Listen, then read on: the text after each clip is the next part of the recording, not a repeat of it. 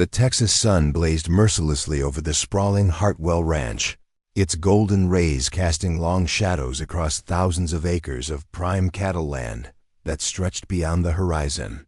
This wasn't just any ranch, it was an empire built over 4 generations, worth more than most small towns' entire economies. The main house stood like a monument to success, a massive limestone mansion with wraparound porches, towering columns, and windows that gleamed like diamonds against the endless blue sky. Before we jump back in, tell us where you're tuning in from, and if this story touches you, make sure you're subscribed because tomorrow, I've saved something extra special for you. Marcus Hartwell adjusted his custom-made Stetson as he surveyed his domain from the master suite's balcony. At 34, he possessed everything a man could want: inherited wealth that generated millions annually, political connections that reached the state capitol, and a reputation as one of Texas's most eligible bachelors.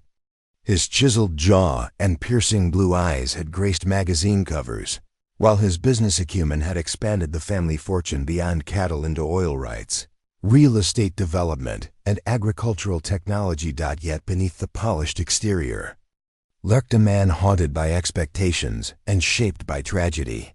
5 years earlier, Marcus had been engaged to Victoria Sterling, daughter of another prominent ranching family. Their union would have merged 2 of the state's largest agricultural empires, creating an unstoppable dynasty. But 3 weeks before their wedding, Victoria had died in a riding accident during a charity polo match, thrown from her horse when another player's mallet struck her mount. The entire Texas elite had mourned, but Marcus had retreated behind walls of cynicism and bitterness that grew higher with each passing year. The accident had transformed Marcus from an idealistic young heir into a calculating businessman who trusted no one's motives. He'd watched supposed friends disappear when grief made him less entertaining. He'd seen women pursue him solely for his wealth and status. Most painfully, he discovered that Victoria's own family had been secretly negotiating to acquire Hartwell land through their marriage contract, viewing their relationship as a business transaction rather than love. Now Marcus wielded his wealth like a weapon, testing people's character by dangling opportunities before them, then watching how quickly they revealed their true nature. He'd grown expert at identifying gold diggers, social climbers, and fortune hunters within minutes of meeting them. His favorite pastime had become exposing the greed and desperation that he believed lay beneath everyone's polite facades. This morning brought particular anticipation because tonight would host the annual Lone Star Charity Gala, the most exclusive social event in Texas, held at the luxurious Magnolia Grand Hotel in downtown Dallas. The gala attracted oil barons, tech moguls, entertainment celebrities, and political power brokers from across the Southwest. Marcus served on the organizing committee, a position that allowed him to control guest lists and orchestrate social dynamics for his own amusement. Standing beside him on the balcony was his closest friend and business partner, Bradley Whitman, heir to a shipping fortune who shared Marcus's cynical worldview. Bradley possessed the kind of old money sophistication that came from generations of wealth, speaking with measured tones and wearing handmade suits that cost more than most people's cars. At 32, he'd already survived 2 divorce settlements from women who'd married him for his trust fund, leaving him equally skeptical about human nature. "The final guest list looks promising," Bradley said, reviewing his tablet while sipping coffee from bone china. Governor Reynolds confirmed, along with the entire State Energy Commission. The Pemberton family from Houston will attend with their newest acquisition target. Should be entertaining to watch the maneuvering. Marcus nodded absently, his attention caught by movement near the stables a quarter-mile away. Even at this distance, he could make out a slight figure working among the horses, moving with fluid grace that spoke of years spent around these magnificent animals. The person wore faded jeans, muddy boots, and a simple cotton shirt, completely unremarkable except for their evident skill in handling horses that most people feared to approach. "Who's that working the stables?" Marcus asked, pointing toward the distant figure. Bradley squinted in the same direction, then consulted his phone. "Probably the new stable hand Johnson hired last month. Some girl from the local area who needed work. Apparently, she's got exceptional talent with difficult horses, but she's definitely not from our social circle." Marcus felt a familiar stirring of mischievous inspiration. Throughout his adult life, he'd enjoyed conducting social experiments that revealed people's true characters when faced with opportunities beyond their normal reach. He'd invited construction workers to business dinners just to watch them struggle with multiple forks. He'd offered scholarships to deserving students, then observed how quickly their families began hinting about additional financial assistance. Each experiment confirmed his belief that everyone had a price, everyone could be bought, and everyone would eventually reveal their greed when tempted with sufficient wealth. "What's her background?" Marcus inquired, already formulating a plan that would provide evening entertainment for himself and his friends. Bradley scrolled through his phone, accessing the ranch's employee database. Carmen Rodriguez, 26 years old, local girl. From Millfield. Previous experience working smaller ranches in the area. Lives in a trailer park about 15 miles from here. Johnson's notes say she's incredibly gifted with horses, but has no formal training or certification. Apparently, she learned everything from her grandfather, who worked ranches his entire life. The name Millfield immediately conjured images for Marcus. He'd driven through this small town numerous times, a collection of modest homes, struggling businesses, and people who worked hard for modest livings. It represented everything his world was not: simple, unpretentious, and economically vulnerable. The perfect background for someone who might be dazzled by wealth and willing to embarrass themselves for money. "Perfect," Marcus said with a slow smile that Bradley recognized from previous schemes. "I have an idea that will provide exceptional entertainment for tonight's gala." Bradley raised an eyebrow with interest. Marcus's social experiments had become legendary among their circle, each one more elaborate than the last. The previous year, Marcus had convinced a young waiter that a wealthy widow was interested in him romantically, then watched the man make increasingly desperate attempts to impress her with borrowed clothes and fake jewelry until the truth was revealed at a crowded restaurant. "What did you have in mind?" Bradley asked, settling into a patio chair with the anticipation of someone about to witness a master at work. Marcus began pacing the balcony, his mind racing through possibilities. Tonight's gala will be filled with Texas's most elite families, old money and new, all dressed in their finest and trying to outdo each other. What if we introduced an element that doesn't belong? Someone so completely out of place that their presence alone would create chaos? "You mean invite the stable girl to the gala?" Bradley asked, immediately grasping the direction of Marcus's thoughts. "Exactly. We'll present it as a charitable gesture. Perhaps tell her that we're recognizing outstanding employees with special honors. We'll arrange for her to receive an invitation, maybe even provide a dress, then watch what happens when she tries to navigate a world she knows nothing about." Bradley warmed to the idea, already envisioning the entertainment value. The other guests' reactions alone would be worth it. Can you imagine the Pemberton matriarch's face when she has to make small talk with someone who smells like horses? Marcus felt excitement building as the plan took shape. This wouldn't be cruel, he rationalized. It would simply expose the natural order of things. The stable girl would reveal her greed and social ambition when presented with luxury beyond her imagination. She'd probably embarrass herself trying to fit in, maybe steal silverware or take excessive amounts of food. The wealthy guests would be reminded of their own superiority, and everyone would have amusing stories to share for months afterward. "We'll need to handle this delicately," Marcus continued, his business mind engaging. "The invitation should seem legitimate, perhaps even prestigious. We can't let her suspect it's anything other than a genuine honor. Bradley nodded, already taking notes. I'll have the hotel staff prepare a special backstory. Maybe something about recognizing exceptional young professionals in agriculture. We can even create a small ceremony to make it seem official. Marcus gazed once more toward the stables, where the figure continued working with apparent dedication and skill. He felt no guilt about his plan. In his experience, everyone had a price, and everyone would eventually reveal their true nature when tempted with wealth and status. This girl would be no different. She'd probably quit her job within a week of seeing his world, demanding more.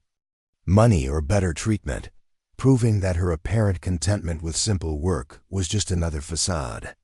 Make the arrangements, Marcus decided. Full formal invitation. Transportation provided, even arrange for appropriate attire. We'll do this properly so there can be no question about our generosity. When she inevitably embarrasses herself, it will be entirely due to her own character flaws, not any lack of opportunity we provided. Bradley stood to leave, energized by the prospect of orchestrating another of Marcus's social experiments. This could be your masterpiece. The Loan. Star Gala has never seen anything like this. As Bradley departed to begin arrangements, Marcus remained on the balcony, studying the distant stable area with satisfaction. Tonight would prove once again that people were fundamentally predictable in their greed and social climbing. The stable. Girl would provide entertainment for his friends while confirming his cynical worldview about human nature. What Marcus couldn't see from his elevated position was the true skill and grace with which Carmen Rodriguez worked among the horses.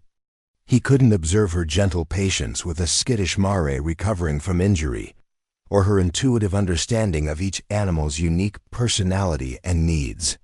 He couldn't witness the quiet dignity with which she approached her work, treating every task as important regardless of its simplicity.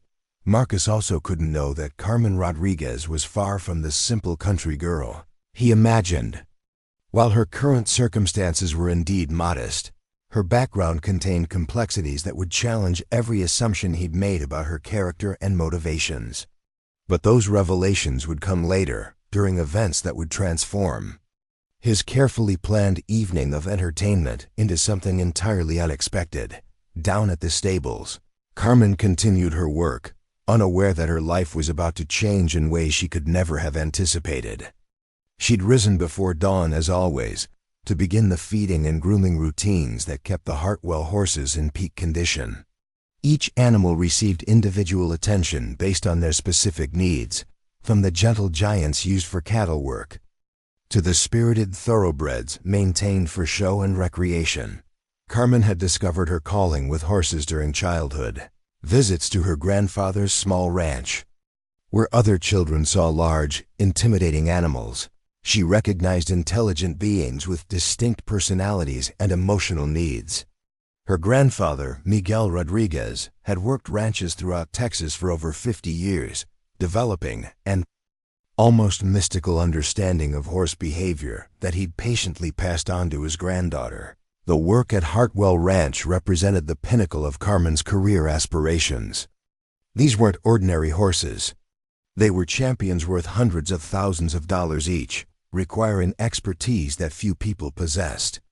The ranch's head trainer, Robert Johnson, had hired Carmen despite her lack of formal credentials because her practical skills exceeded those of candidates with impressive resumes and expensive educations. Preparing and narrating this story took us a lot of time, so if you are enjoying it, subscribe to our channel. It means a lot to us. Now back to the story. Carmen took pride in maintaining standards that reflected well on the Hartwell reputation, even though she'd never personally met the owner who employed her. She'd heard rumors about Marcus Hartwell's wealth and social prominence, but such things seemed as distant as foreign countries to someone focused on daily responsibilities that began before sunrise and ended after sunset. Her modest trailer in Millfield might lack luxury, but it provided everything Carmen needed: a comfortable bed, basic kitchen facilities, and most importantly, peace and privacy after long days of physical labor. She'd grown up with less and felt grateful for steady employment that utilized her talents while providing financial independence. What Carmen didn't realize was that her contentment with simple pleasures and dedication to honest work had caught the attention of someone who would soon test every aspect of her character in ways she could never have imagined. The invitation that would arrive later that afternoon would set in motion events that would change not only her own life, but the perspectives of everyone who thought they understood the difference between worth and wealth, between character and status, between who someone appeared to be and who they truly were. The morning sun climbed higher over the Texas landscape, casting sharp shadows that would soon shift and change. Just as the lives of everyone involved in Marcus Hartwell's latest social experiment were about to be transformed in ways none of them could predict, the pristine white envelope arrived at Carmen's trailer, precisely at 3 o'clock that afternoon. Delivered by a uniformed courier driving a black luxury sedan that looked wildly out of place among the modest mobile homes of Willowbrook Estates. Carmen's neighbor, Mrs. Henderson, peered through her kitchen curtains with undisguised curiosity as the professionally dressed driver knocked on Carmen's door with the formality of someone delivering state documents. Carmen answered the door. Still wearing her work clothes, her dark hair pulled back in a practical ponytail, and her hands bearing the honest calluses of someone who worked with ropes and leather daily. The courier's polished appearance contrasted sharply with her own, creating an awkward moment where two completely different worlds collided on her narrow front steps. "Ms. Carmen Rodriguez?" the courier inquired, consulting his clipboard with businesslike efficiency. "That's me," Carmen replied cautiously, wondering if she'd somehow violated a work regulation or forgotten to complete required paperwork. "Special delivery from the Lone Star Charity Foundation," the courier announced, extending an elegant envelope sealed with gold wax. "Please sign here to confirm receipt." Carmen signed with growing bewilderment, accepting the envelope as if it might contain either wonderful news or terrible trouble. The courier departed without explanation, leaving her standing in her doorway holding what felt like the most expensive piece of mail she'd ever received. Inside her small living room, Carmen carefully opened the envelope, revealing an invitation, printed on heavy cardstock with gold lettering that caught the afternoon light streaming through her window. The formal language took several readings to fully comprehend, but gradually the incredible message became clear. The Lone Star Charity Foundation cordially invited Miss Carmen Rodriguez to attend the annual gala as an honored guest, recognizing her exceptional contributions to equine care and agricultural excellence.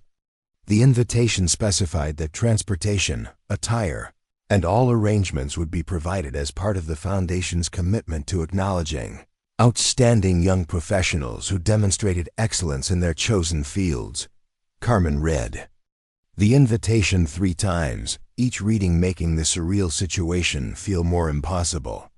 She'd never heard of the Lone Star Charity Foundation, had no idea how they'd learned about her work, and couldn't imagine why anyone would consider her contributions worthy of such recognition.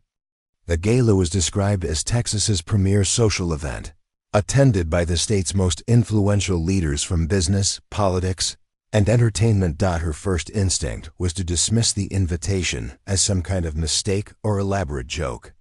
Carmen knew her place in the world's hierarchy, understood that people like her didn't receive invitations to events where individual dresses cost more than her monthly rent.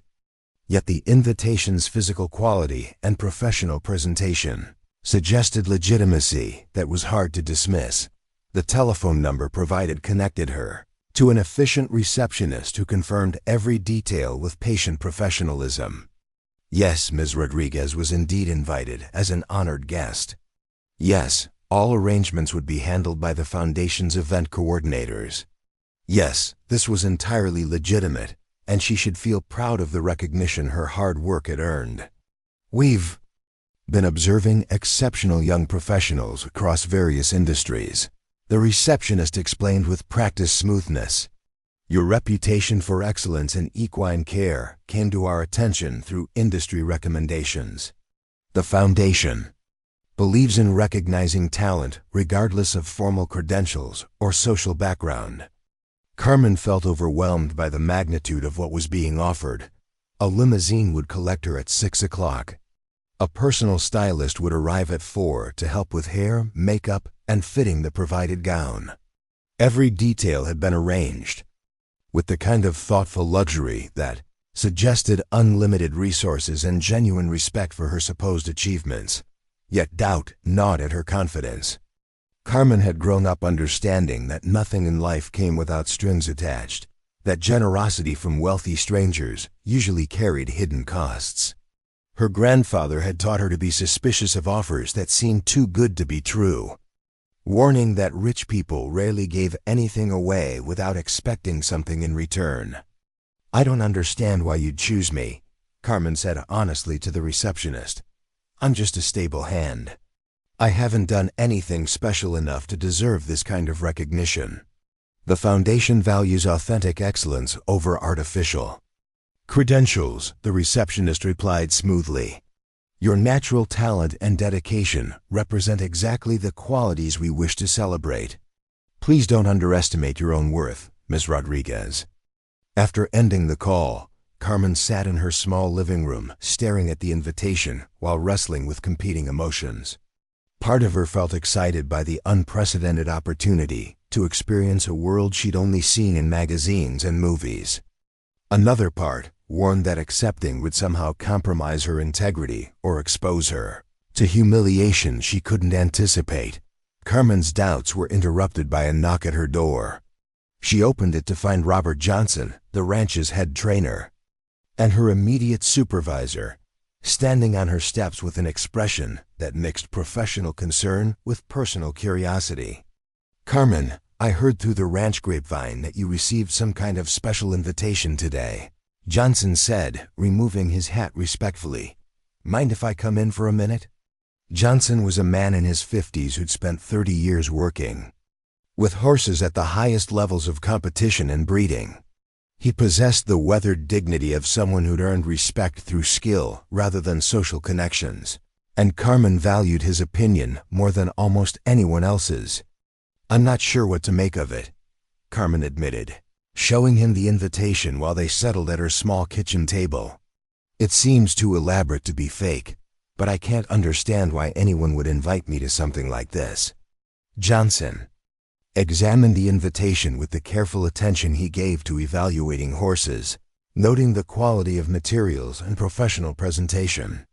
His expression grew increasingly troubled as he read through the formal language and expensive details.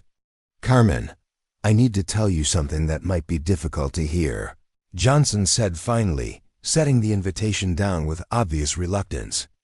"I've worked for the Hartwell family for over a decade, and I know Marcus Hartwell's reputation better than most people. He's brilliant and generous when it suits his purposes, but he also has a history of social experiments that don't always end well for the people involved." Carmen felt her stomach tighten with apprehension. "What kind of experiments?" Johnson chose his words carefully, clearly uncomfortable with revealing information that reflected poorly on his employer. "Marcus enjoys testing people's character by placing them in situations beyond their normal experience. He believes it reveals their true nature.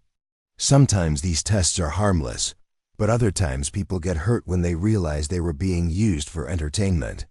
The revelation struck Carmen like cold water, instantly clarifying her instinctive doubts about the invitation's legitimacy. Of course, wealthy people wouldn't randomly invite stable hands to exclusive galas out of genuine respect. The entire elaborate setup was designed to expose her as the social climber Marcus Hartwell obviously expected her to be. "So this is all fake?" Carmen asked, feeling embarrassment burn her cheeks. "He's inviting me as some kind of joke." "I don't know for certain," Johnson replied honestly. "The invitation could be legitimate, or it could be one of his tests."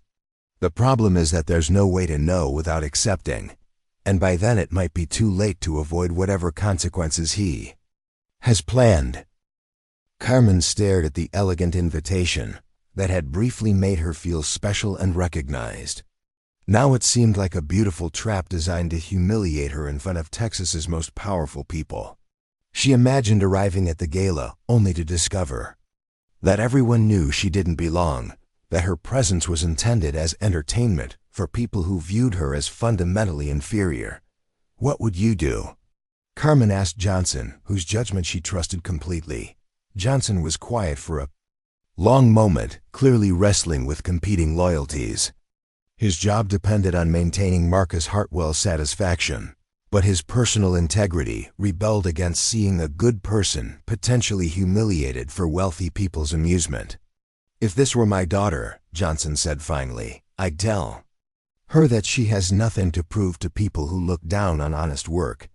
But I'd also say that running away from challenges never taught anyone anything about their own strength." Carmen understood the complexity of Johnson's position and appreciated his careful honesty. The decision ultimately belonged to her, with consequences she'd have to live with regardless of the outcome. "There's something else you should know," Johnson continued reluctantly. "Your work here has been exceptional, truly outstanding. In 30 years of training horses, I've rarely seen natural talent like yours. Whatever Marcus Hartwell's motivations, you genuinely deserve recognition for your abilities." This validation meant more to Carmen than any formal invitation could. Johnson's respect had been earned through months of proving herself with difficult horses that other trainers couldn't handle. His professional opinion carried weight that social recognition never could. "If I decided to go," Carmen said slowly, "would you think less of me?" "I'd think you were brave," Johnson replied immediately. "Whether this invitation is sincere or not, accepting it would take more courage than most people possess. The question is whether you're willing to risk embarrassment for the chance to see how strong you really are." After Johnson left, Carmen spent the evening walking among the horses in her care, seeking the clarity that always came from being around these magnificent animals. The Hartwell horses knew nothing about social hierarchies or wealth disparities. They responded only to authentic skill, genuine patience, and consistent kindness. In their presence, Carmen felt confident about her own worth in ways that had nothing to do with external validation. The more she considered Marcus Hartwell's possible motivations, the angrier Carmen became. If he truly intended to humiliate her for entertainment, then he was about to discover that she possessed strength and dignity that couldn't be broken by social embarrassment. Growing up in a working-class family had taught her that character wasn't determined by bank accounts or zip codes. Carmen had faced genuine hardships that tested her resilience far more severely than any party possibly could. When her father lost his job during an economic downturn, she'd worked multiple jobs to help support the family while maintaining excellent grades. When her grandfather became ill, she'd spent every free moment caring for him while learning everything he could teach about horses. Real challenges had forged her character. Artificial social situations held no power to diminish her self-worth. By midnight, Carmen had reached her decision.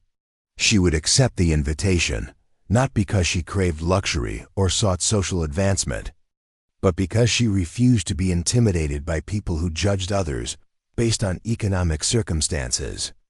If Marcus Hartwell expected her to embarrass herself, he was about to learn that genuine confidence couldn't be shaken by awkward situations or condescending treatment. Carmen called the provided number and left a message accepting the invitation with professional courtesy.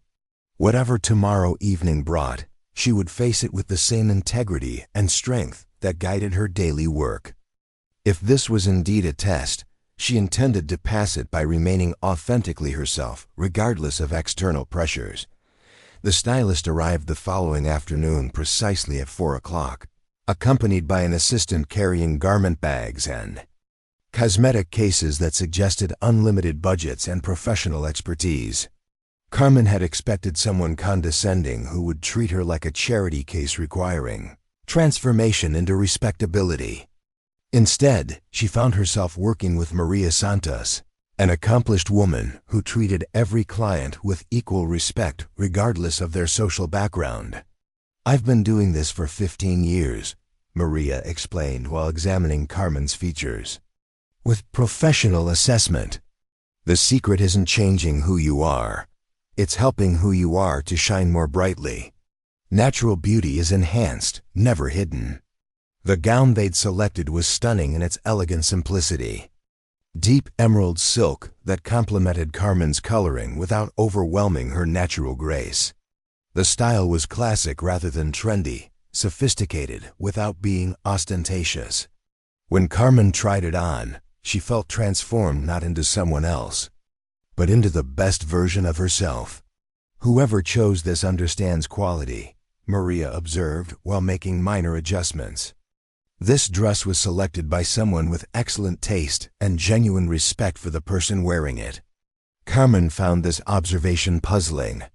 If Marcus Hartwell intended to humiliate her, why provide such exquisite attire? The contradiction added another layer of mystery to an already confusing situation. As 6 o'clock approached, Carmen felt nervous anticipation building. She'd committed to attending regardless of the consequences, but that didn't eliminate her anxiety about entering a world where she knew none of the unwritten rules. The limousine's arrival would mark the point of no return, the moment when she'd discover whether this invitation represented genuine recognition or elaborate deception. Standing before her mirror in the finished ensemble, Carmen barely recognized her own reflection. The professional styling had enhanced her natural beauty without creating an artificial facade. She looked elegant, confident, and entirely capable of holding her own in any social situation. Whether that confidence would survive the evening ahead remained to be seen, but for now, Carmen felt ready to face whatever challenges awaited her at the Lone Star Charity Gala. The limousine that arrived at Carmen's trailer was a masterpiece of automotive luxury, its obsidian paint gleaming under the evening light like polished marble.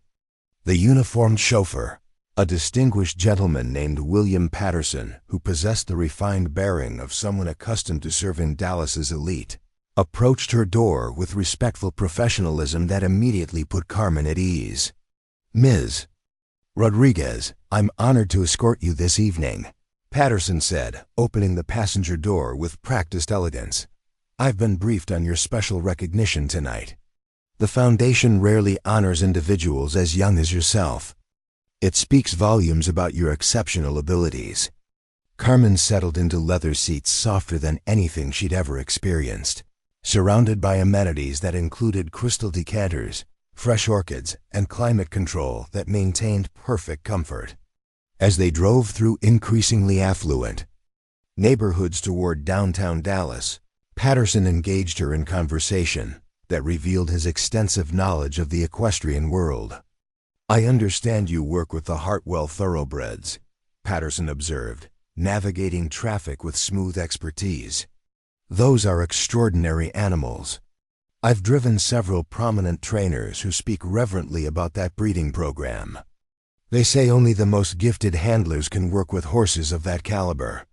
Carmen felt herself relaxing as she realized Patterson's interest was genuine rather than polite small talk. They discussed various aspects of horse training and breeding. While the city skyline grew larger ahead of them, its towers of glass and steel rising like monuments to human ambition. "May I offer some advice about tonight?" Patterson asked as they approached the Magnolia Grand Hotel. "These events can feel overwhelming, but remember that every person attending tonight succeeded because they excelled at something. Your expertise with horses is just as valuable as anyone else's achievements. Don't let wealth or social position intimidate you. Authenticity is rarer and more valuable than money." The Magnolia Grand Hotel rose 30 stories above downtown Dallas, its neoclassical facade illuminated by spotlights that made the limestone glow like warm gold. Valets in crisp uniforms directed a parade of luxury vehicles, Bentleys, Rolls-Royces, Ferraris, and custom vehicles that cost more than most people's homes. Carmen watched through the limousine window as elegantly dressed couples emerged from their cars. The women draped in designer gowns and glittering jewelry, the men wearing custom tuxedos that fit like second skins. "Impressive turnout tonight," Patterson observed, guiding the limousine into the valet queue. The Foundation's events typically attract about 300 of Texas's most influential individuals. You'll find them surprisingly diverse: tech entrepreneurs, oil executives, entertainment figures, political leaders, and accomplished professionals from every field. Carmen felt her nervousness returning as she witnessed the casual display of wealth surrounding the hotel entrance. Diamond necklaces caught the light like captured starlight. Watches worth more than her annual salary adorned wrists with unconscious elegance. Every detail of the arriving guest's appearance spoke of unlimited resources and lifelong familiarity with luxury. Yet, as Patterson had suggested, Carmen noticed authentic excitement and accomplishment among the gathered crowd. These weren't just wealthy people attending out of social obligation. They were individuals who'd achieved genuine success in their chosen fields, gathering to support charitable causes that mattered to them. The hotel's lobby took Carmen's breath away with its soaring ceiling, Italian marble floors, and crystal chandeliers that cast rainbow patterns across surfaces, polished to mirror brightness. Fresh flower arrangements the size of small trees filled strategic corners with exotic blooms whose names Carmen didn't recognize but whose beauty was undeniable. A reception line had formed near the grand ballroom entrance, where Foundation officials greeted each guest personally. Carmen joined the queue behind a couple discussing renewable energy legislation with passionate expertise, followed by a woman who'd apparently revolutionized agricultural technology through innovative irrigation systems. "Ms. Rodriguez." A warm voice called her name as she approached the reception table. "I'm Eleanor Blackwood, the Foundation's executive director. We're absolutely delighted to have you with us tonight." Eleanor Blackwood possessed the kind of effortless elegance that comes from decades of moving in sophisticated circles. But her welcome felt genuinely warm rather than professionally polite. Her silver hair was arranged in a classic chignon, and her navy blue gown suggested expensive simplicity rather than ostentatious display. "Your achievements with the Hartwell horses have impressed everyone who understands equine excellence," Eleanor continued, guiding Carmen toward the ballroom entrance. "We've heard remarkable stories about your work with difficult animals. Natural talent combined with dedicated practice is precisely what our foundation seeks to recognize." Carmen found herself genuinely puzzled by Eleanor's detailed knowledge of her work. If this evening was indeed Marcus Hartwell's elaborate joke, he'd certainly invested considerable effort in creating convincing supporting characters. Eleanor's praise felt authentic, backed by specific examples that suggested real research rather than fabricated flattery. The ballroom itself defied every expectation Carmen had formed about wealthy people's parties. Instead of stuffy formality, she encountered vibrant conversations about substantive topics. Instead of pretentious posturing, she witnessed genuine passion for accomplishments and causes. The assembled guests might possess extraordinary wealth, but they were using their resources to support education, healthcare, environmental protection, and economic development throughout Texas. Carmen's assigned table included fascinating companions who immediately welcomed her with authentic interest. Dr. Sarah Mitchell was a veterinarian who developed revolutionary treatments for equine injuries, making her immediately interested in Carmen's practical experience with horse care. James Morrison had built a technology company from his garage into a billion-dollar enterprise, but retained genuine curiosity about other people's work rather than dominating conversations with his own achievements. "I've always been fascinated by the human-animal bond," Dr. Mitchell said as they enjoyed the first course of the expertly prepared dinner. "Working with horses requires intuitive understanding that can't be taught in veterinary school." I'd love to hear about your most challenging cases. Carmen found herself sharing stories about specific horses she'd helped rehabilitate, describing techniques her grandfather had taught her for gaining trust with traumatized animals.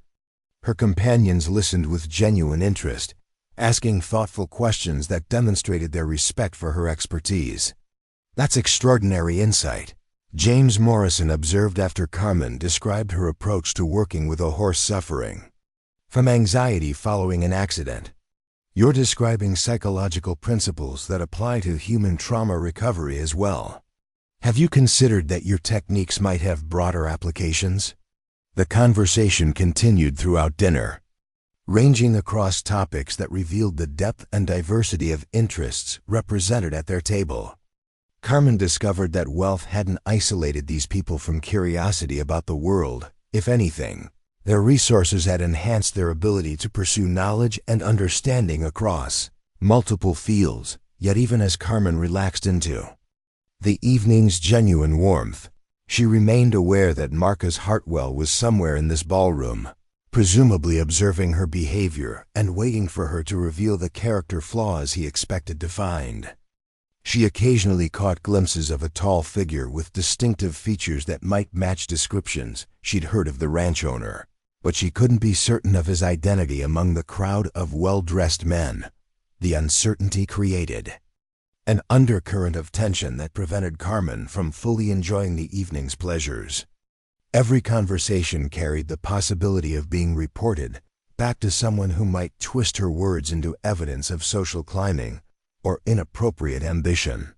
Every moment of enjoyment might be interpreted as proof that she was unsuited for simple work and destined to demand more luxurious circumstances. Dr. Mitchell seemed to sense Carmen's underlying anxiety during a lull in the table conversation. "Is everything all right? You seem a bit preoccupied tonight." Carmen considered her response carefully, torn between honesty and discretion. These people had been genuinely kind to her, but she couldn't be certain who might be connected to Marcus Hartwell's social circle or loyalties. "I suppose I'm feeling a bit out of place," Carmen admitted carefully. "This is very different from my usual environment. I keep wondering if I belong here or if someone's going to discover I'm not as accomplished as you all assumed."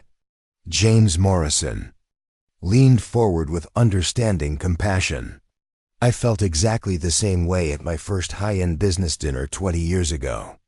I was convinced everyone would realize I was just a kid from a small town who'd gotten lucky with a software idea. The truth is, imposter syndrome affects everyone who's achieved something meaningful. The fact that you feel it proves you understand the significance of what you've accomplished." Dr. Mitchell nodded in agreement. "When I was invited to present my research at an international veterinary conference, I spent weeks convinced they'd made a mistake. Then I realized that expertise isn't about feeling confident. It's about consistently producing results that help others. Your work with horses speaks for itself, regardless of how you feel about it." Their reassurance helped Carmen relax slightly, though she remained alert to the possibility that Marcus Hartwell might appear at any moment to reveal the evening's true purpose. The contradiction between her fears and the authentic warmth she was experiencing created cognitive dissonance that made concentration difficult. The evening's program began with Eleanor Blackwood taking the stage to address the assembled guests. Her remarks focused on the Foundation's mission to recognize excellence regardless of traditional credentials or social background, emphasizing that talent and dedication deserved support wherever they appeared.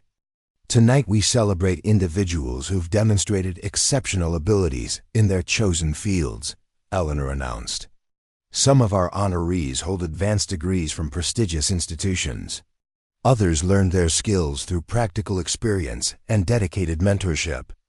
What unites them is their commitment to excellence and their positive impact on their communities." Carmen felt growing confusion as Eleanor's speech aligned perfectly with the Foundation's stated mission to recognize authentic achievement. If this was indeed Marcus Hartwell's elaborate deception, why invest such effort in creating philosophically consistent supporting material? As Eleanor continued her remarks, Carmen noticed a disturbance near one of the prominent tables closer to the stage. A well-dressed man in his 30s had risen from his seat and was having what appeared to be an intense but quiet conversation with his companions. Even at a distance, Carmen could sense tension in his body language and the concerned expressions of those around him. "That's interesting," Dr. Mitchell observed, following Carmen's gaze. "Marcus Hartwell seems agitated about something. He's usually the epitome of social grace at these events." Carmen's attention sharpened immediately. So that was Marcus Hartwell, the man whose motivation she'd been questioning all evening. From her distant vantage point, she could see that he possessed the kind of commanding presence that would naturally draw attention in any social gathering. His movements suggested barely controlled energy, as if he was struggling to maintain composure while dealing with some unexpected development. The conversation at Hartwell's table grew more animated, with several participants gesturing toward different areas of the ballroom. Carmen couldn't determine the source of their concern, but their obvious distress created a ripple of curious attention from nearby tables.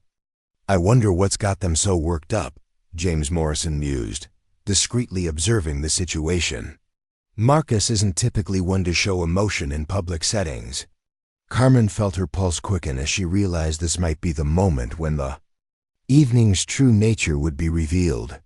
Perhaps Marcus Hartwell was preparing to announce that her presence was part of some social experiment. Or maybe he was angry that his planned humiliation wasn't proceeding as expected. Eleanor Blackwood seemed oblivious to the distraction at the Hartwell table as she continued her prepared remarks. "Excellence takes many forms. And tonight we honor individuals whose achievements demonstrate the power of passion, dedication, and natural talent."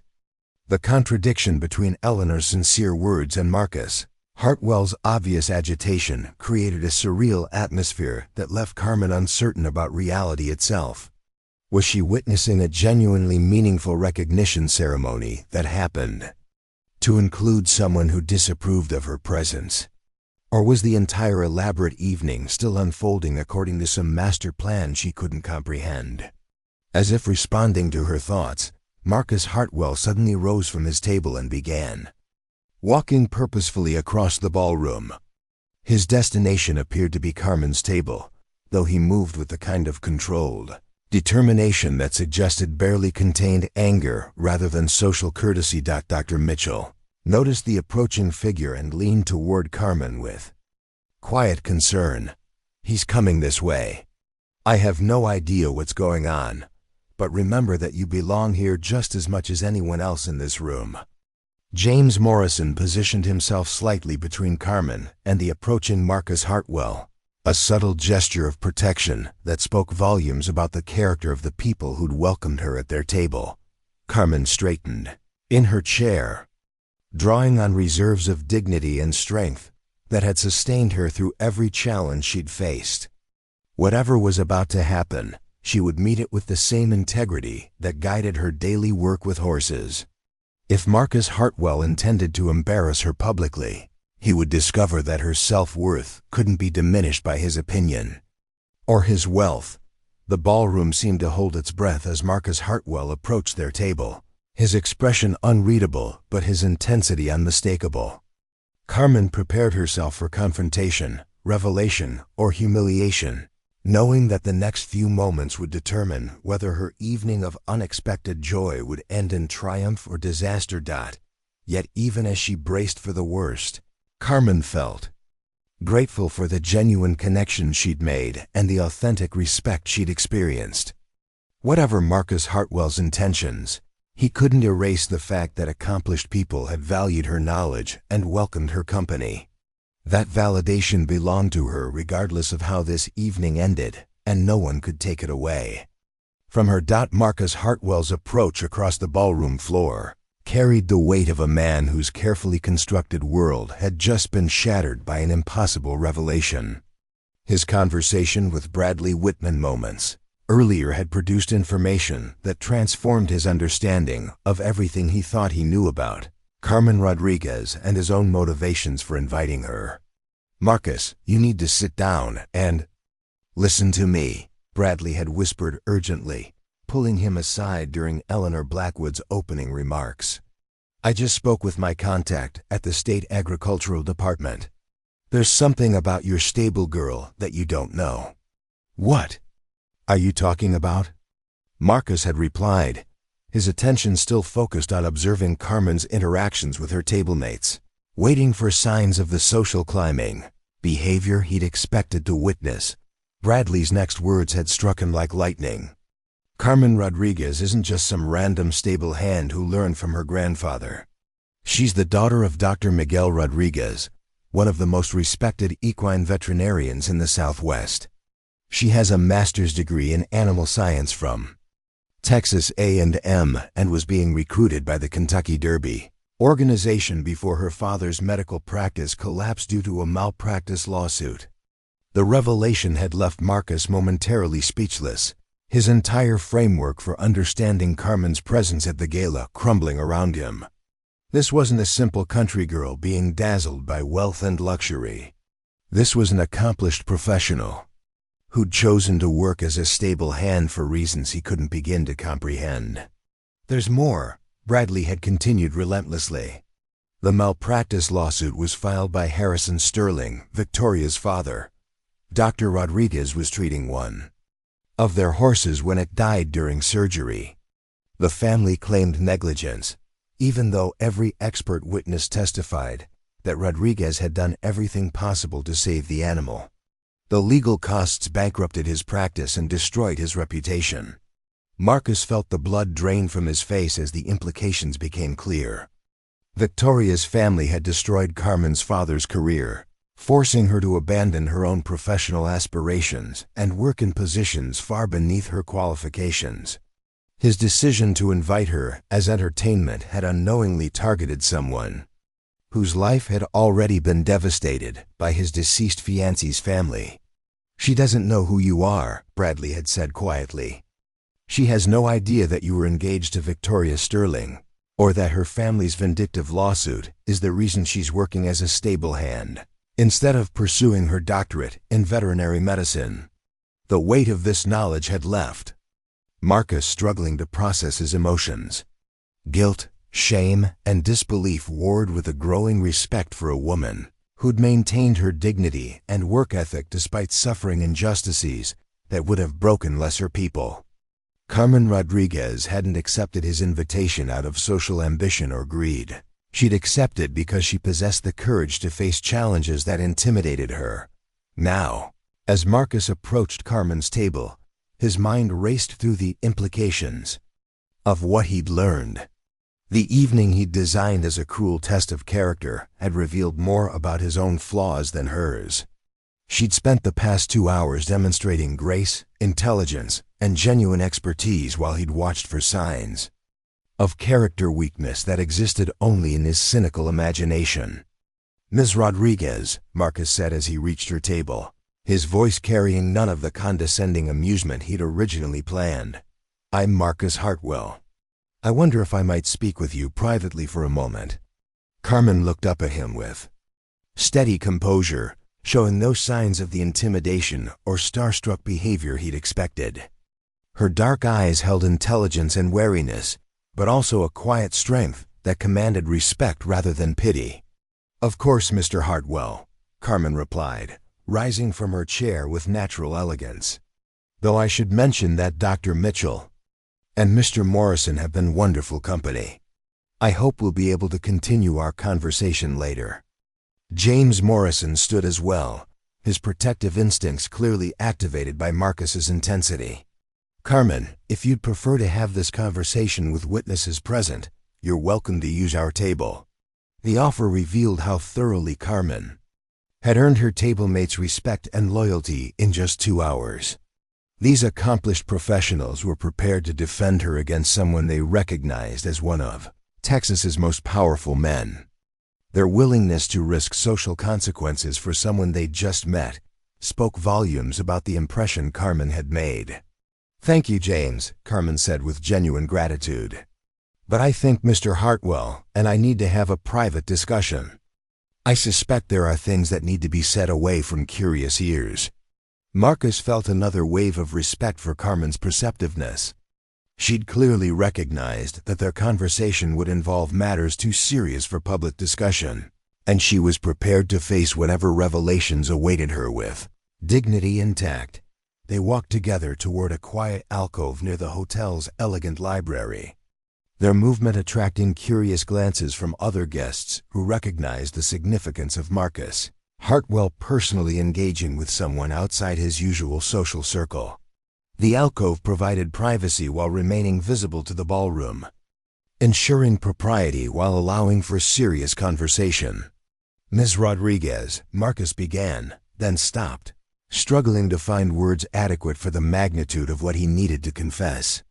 "Carmen, I owe you an apology that's long overdue, though. You don't yet know why." Carmen studied his face with the same careful attention she gave to evaluating horses, reading the sincerity in his expression while remaining alert to potential deception. "I'm listening, Mr. Hartwell." Marcus took a deep breath, knowing that his next words would irrevocably change their relationship and possibly Carmen's understanding of her own history. "I invited you to this gala tonight under false pretenses. I told myself it was to recognize your work with horses, but the truth is that I intended it as a cruel social experiment. I wanted to watch you struggle in an environment I assumed you couldn't navigate, proving my cynical beliefs about human nature."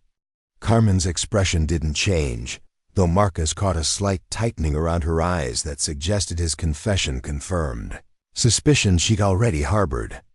"I see," Carmen said quietly. "And what made you assume I would struggle? My work clothes, my address? The fact that I earn my living with my hands rather than inheriting wealth."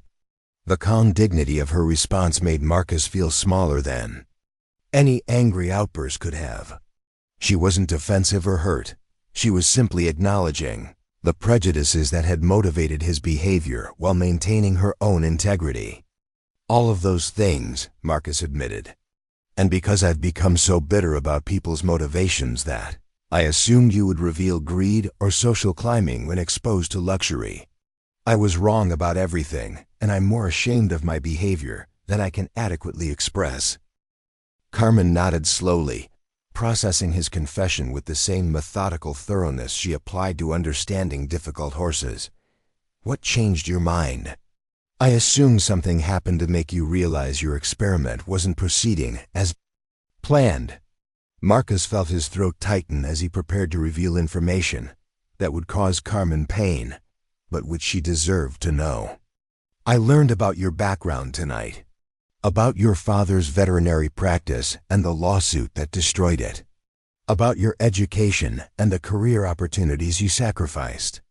Carmen's composure finally cracked slightly, her hands tightening into fists as she realized that Marcus now knew about the most painful chapter of her family's history.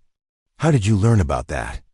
"Bradley Whitman has contacts throughout the agricultural industry," Marcus replied. "When he investigated your background more thoroughly, he discovered that you're Dr. Miguel Rodriguez's daughter. He also learned that the malpractice lawsuit was filed by the Sterling family." Carmen's eyes widened with sudden understanding. "Victoria Sterling, you were engaged to Victoria Sterling." "Yes," Marcus said simply. "She died 3 weeks before our wedding. I had no idea that her family had destroyed your father's practice until tonight. If I had known, I never would have." "Never would have what?"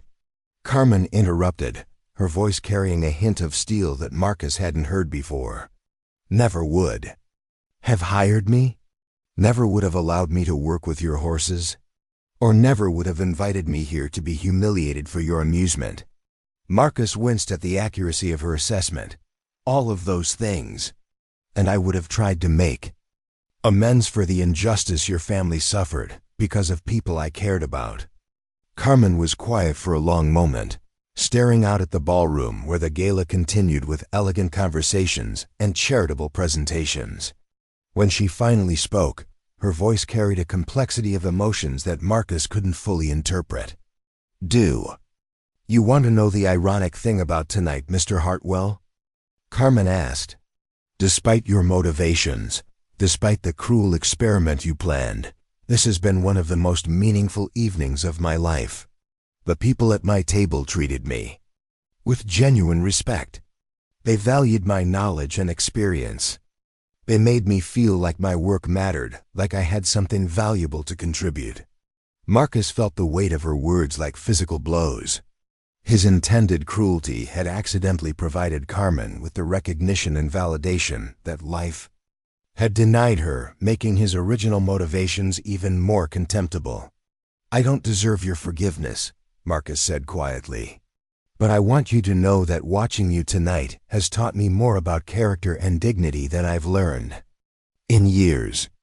You've handled every situation with grace that I couldn't have managed under similar circumstances."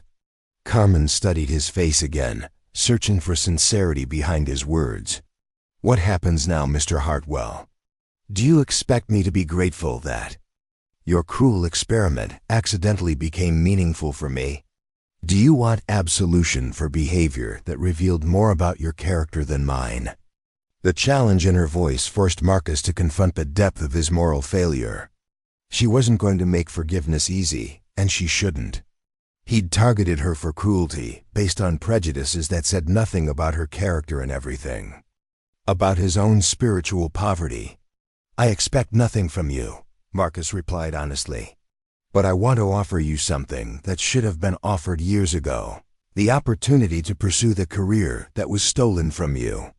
Full funding for completing your doctorate, connections to the best veterinary programs in the country, and a position with my organization that would utilize your actual qualifications, rather than wasting your talents on work that's beneath your abilities." Carmen's laugh carried no humor, only bitter understanding. "So now you want to rescue me? Save the poor stable girl whose talents you've finally recognized? That's just another form of condescension, Mr. Hartwell. I don't need your charity or your guilt-motivated generosity." Marcus realized he'd made another mistake, offering solutions that centered his own need for redemption rather than her autonomy and dignity. Carmen wasn't a problem to be solved or a victim to be rescued. She was an accomplished professional who'd been making the best of circumstances beyond her control. "You're right," Marcus said. "I'm still thinking about this situation in terms of what I can do for you, rather than acknowledging what you've already accomplished, despite obstacles that would have defeated most people. I'm sorry." Carmen's expression softened slightly, recognizing genuine humility in his response.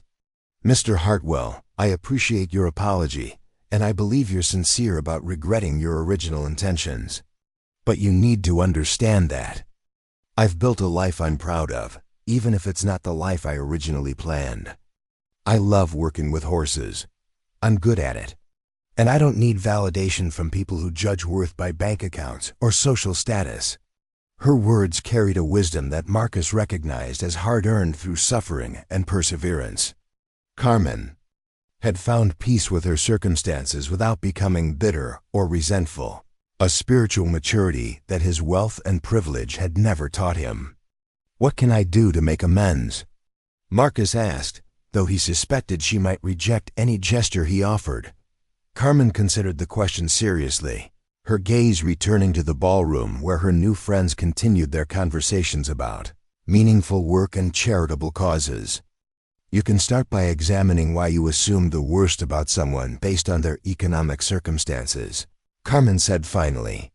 "You can question whether your wealth has isolated you from understanding that character and accomplishment aren't determined by social status. And you can remember that everyone you meet has a story more complex than what's visible on the surface." Marcus nodded, recognizing the justice in her recommendations.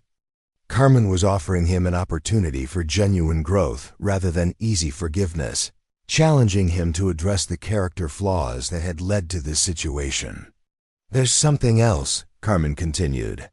"Your employee, Robert Johnson, is a good man who is concerned about my welfare tonight.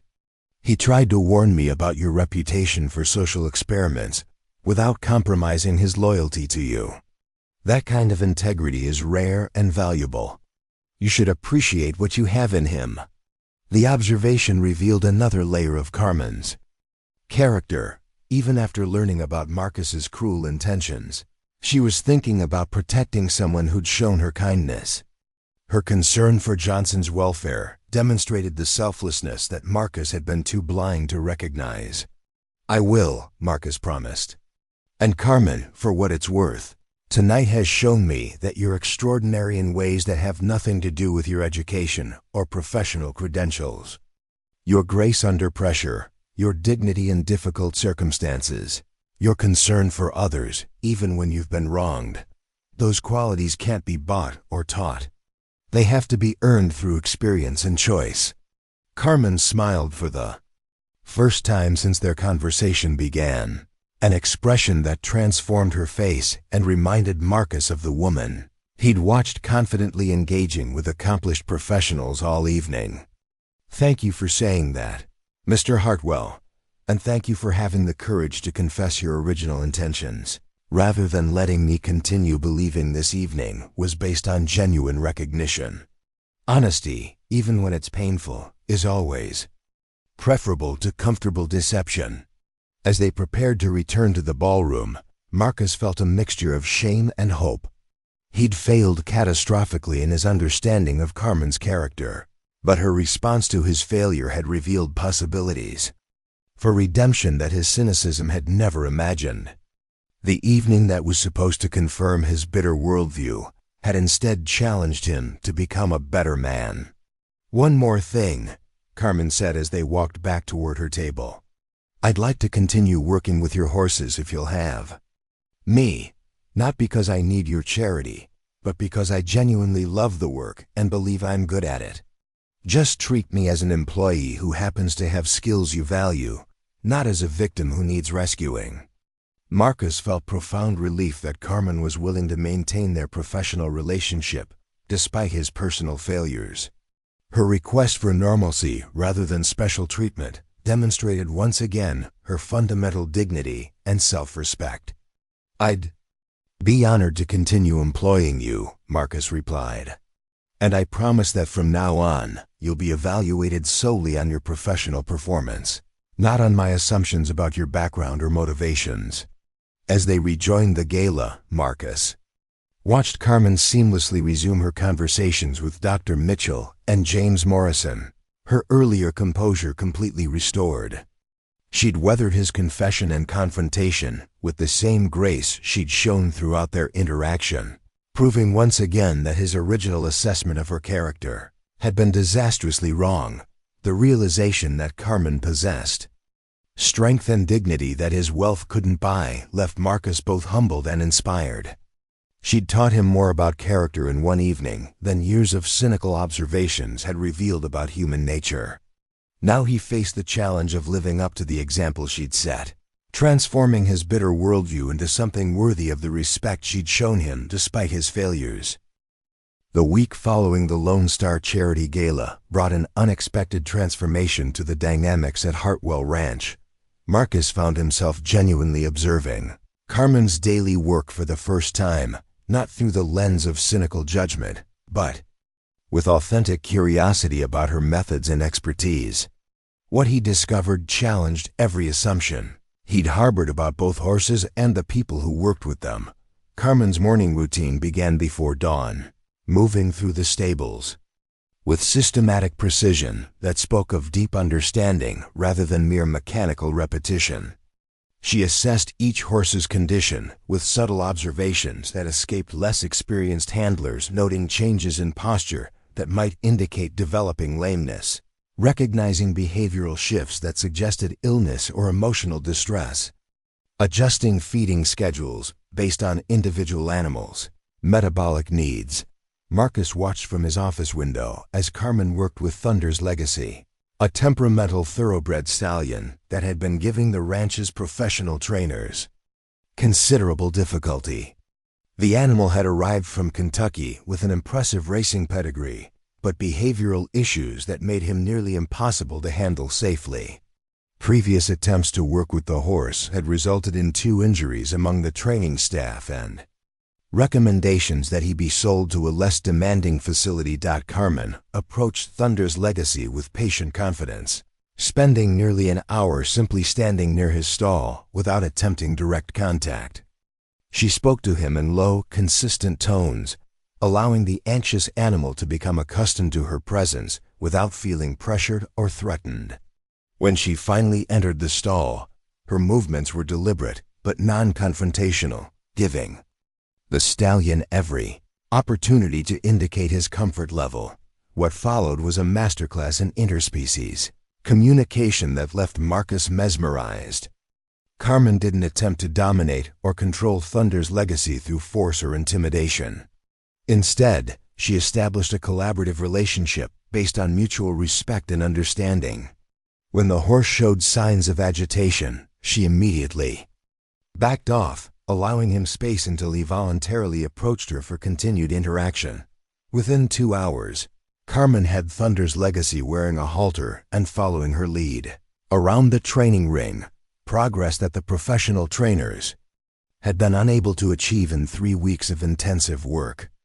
More importantly, the horse appeared relaxed and engaged rather than subdued through force, suggesting that Carmen's methods had addressed the underlying psychological issues rather than simply suppressing problematic behaviors. Marcus realized he was witnessing expertise that transcended formal education or professional certification. Carmen possessed an intuitive understanding of horse psychology that couldn't be taught in university programs, combined with practical skills refined through years of hands-on experience with difficult animals. Her value to the ranch extended far beyond basic stable maintenance. She was potentially the most gifted horse handler he'd ever observed. This recognition created an unexpected problem for Marcus. He'd spent years building a reputation as a shrewd businessman who recognized and capitalized on exceptional talent whenever he encountered it. Carmen's abilities represented precisely the kind of rare expertise that successful enterprises sought to acquire and retain. Yet his previous behavior had created a relationship dynamic that made traditional employee advancement inappropriate and potentially insulting. Carmen had made it clear that she didn't want rescue or charity disguised as professional opportunity. She valued authentic recognition based on merit rather than compensation motivated by guilt or social obligation. Marcus found himself in the unusual position of wanting to properly reward exceptional performance while respecting an employee's preference for straightforward professional treatment. The situation became more complex when Dr. Elizabeth Warren, one of the Southwest's most respected equine veterinarians, arrived for a routine inspection of the ranch's breeding program. Dr. Warren had built her practice serving elite racing stables and show jumping facilities, developing a reputation for diagnostic expertise that attracted clients from across the country. Marcus personally escorted Dr. Warren through the facilities, expecting the kind of professional consultation that typically resulted in routine recommendations for maintaining the horse's health and performance. Instead, their tour was interrupted by an emergency that would test everyone's capabilities under pressure. Storm Chaser, a valuable broodmare carrying a foal worth potentially hundreds of thousands of dollars, had begun showing signs of distress that suggested possible complications with her pregnancy. The mare was restless, pawing at the ground, and exhibiting other behaviors that indicated pain or anxiety. Dr. Warren's initial examination revealed elevated heart rate and other symptoms that could indicate anything from minor digestive upset to life-threatening conditions requiring immediate intervention.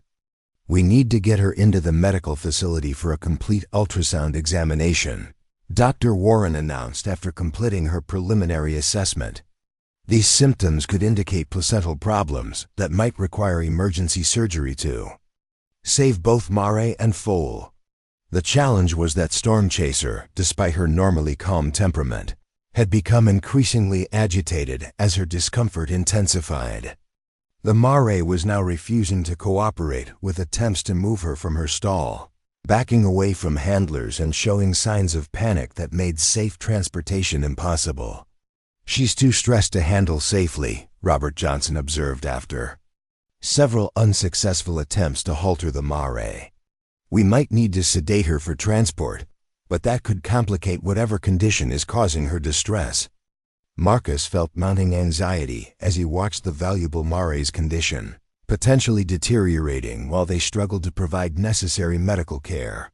Storm Chaser represented not only significant financial investment, but also genetic potential that had taken years to develop through careful breeding decisions. "Let me try," Carmen said quietly, approaching the group of concerned professionals gathered around Storm Chaser's stall. Dr. Warren looked skeptical about allowing a stable hand to attempt what experienced trainers had been unable to accomplish. But Marcus surprised himself by immediately supporting Carmen's request. "Give her a chance," Marcus said firmly. "Carmen has exceptional abilities with difficult horses." Carmen spent several long minutes simply observing Storm Chaser from outside the stall, reading the mare's body language and assessing her emotional state with the same careful attention she'd given to Thunder's legacy. The pregnant mare was clearly frightened and uncomfortable, but Carmen seemed to recognize specific patterns in her behavior that others had missed. "She's not just in physical distress," Carmen observed to Dr. Warren. "She's protecting herself because she associates human contact with increased pain. Someone needs to convince her that we're trying to help, not cause additional stress." Carmen entered the stall with movements so gradual and non-threatening that Storm Chaser barely seemed to notice her presence. She positioned herself near the canwa mare's shoulder, speaking in barely audible tones while avoiding any actions that might trigger defensive responses. What happened next left the assembled professionals speechless. Within minutes, Storm Chaser began responding to Carmen's presence with visible relaxation. Her agitated pawing ceased, her breathing became more regular, and she gradually allowed Carmen to establish physical contact through gentle touching that seemed to provide comfort rather than stress. "That's extraordinary," Dr. Warren murmured, watching Carmen's technique with professional fascination. "She's using pressure point therapy combined with psychological calming methods that I recognize from advanced veterinary training. Where did you learn those techniques?" "My grandfather worked with pregnant mares his entire career," Carmen replied without breaking her concentration on Storm Chaser. "He taught me that sometimes the emotional distress is worse than the physical problem, and you have to address both simultaneously." Under Carmen's patient guidance, Storm Chaser allowed herself to be fitted with a halter and led slowly toward the medical facility. The mare remained calm throughout the transport process, clearly trusting Carmen's leadership despite her continued physical discomfort. Dr. Warren's examination revealed that Storm Chaser was experiencing relatively minor complications that could be managed with medication and careful monitoring, rather than the life-threatening emergency they'd initially feared. However, the successful diagnosis and treatment had only been possible because Carmen's intervention allowed the mare to be transported safely for proper medical evaluation. "I need to speak with you about your stable hand," Dr. Warren said privately to Marcus after completing Storm Chaser's treatment. "Carmen Rodriguez demonstrates clinical expertise that rivals anything I've seen from formally trained veterinary technicians. Her diagnostic instincts, handling techniques, and understanding of equine psychology are exceptional by any standard." Marcus felt pride in Carmen's abilities mixed with renewed shame about his previous failure to recognize her talents. "She's quite remarkable," he agreed simply. "Remarkable doesn't begin to describe it," Dr. Warren continued. "Marcus, I don't know what arrangement you have with Ms. Rodriguez, but I hope you realize that her skills represent exactly the kind of expertise that elite equine facilities spend years trying to find. If you're not utilizing her abilities appropriately, other organizations certainly would." The warning was diplomatically stated, but unmistakably clear. Dr. Warren was suggesting that Carmen's talents were being wasted in her current position and that competitors would eagerly offer her opportunities that better matched her capabilities. Marcus realized he was facing a crisis that went beyond simple employee retention. Carmen's performance during the emergency had demonstrated abilities that elevated her from competent stable hand to irreplaceable specialist. Yet his previous behavior had created barriers to normal professional advancement that couldn't be overcome through traditional management approaches. The situation became even more complicated when Bradley Whitman arrived at the ranch later that afternoon with information that cast Carmen's presence in an entirely new light. "I've been doing additional research into the malpractice lawsuit against Dr. Rodriguez," Bradley announced without preamble. "The case was even more questionable than we initially realized. Harrison Sterling used his political connections to pressure the state veterinary board into supporting charges that every expert witness said were groundless." Marcus felt familiar anger building as he contemplated the injustices that continued to emerge from his investigation into Carmen's background. What exactly did Sterling do? Bradley consulted his notes with the thoroughness of someone presenting legal evidence. Dr. Rodriguez was treating a champion mare that had developed complications following routine surgery at another facility. The horse was already dying when Sterling brought her in as a last resort consultation. Rodriguez performed emergency surgery that had maybe a 5% chance of success, with Sterling's full knowledge of the risks involved. And when the horse died, Sterling claimed negligence? Worse than that. Sterling alleged that Rodriguez had performed unnecessary surgery motivated by financial gain, despite the fact that Rodriguez waived his fees because of the emergency circumstances.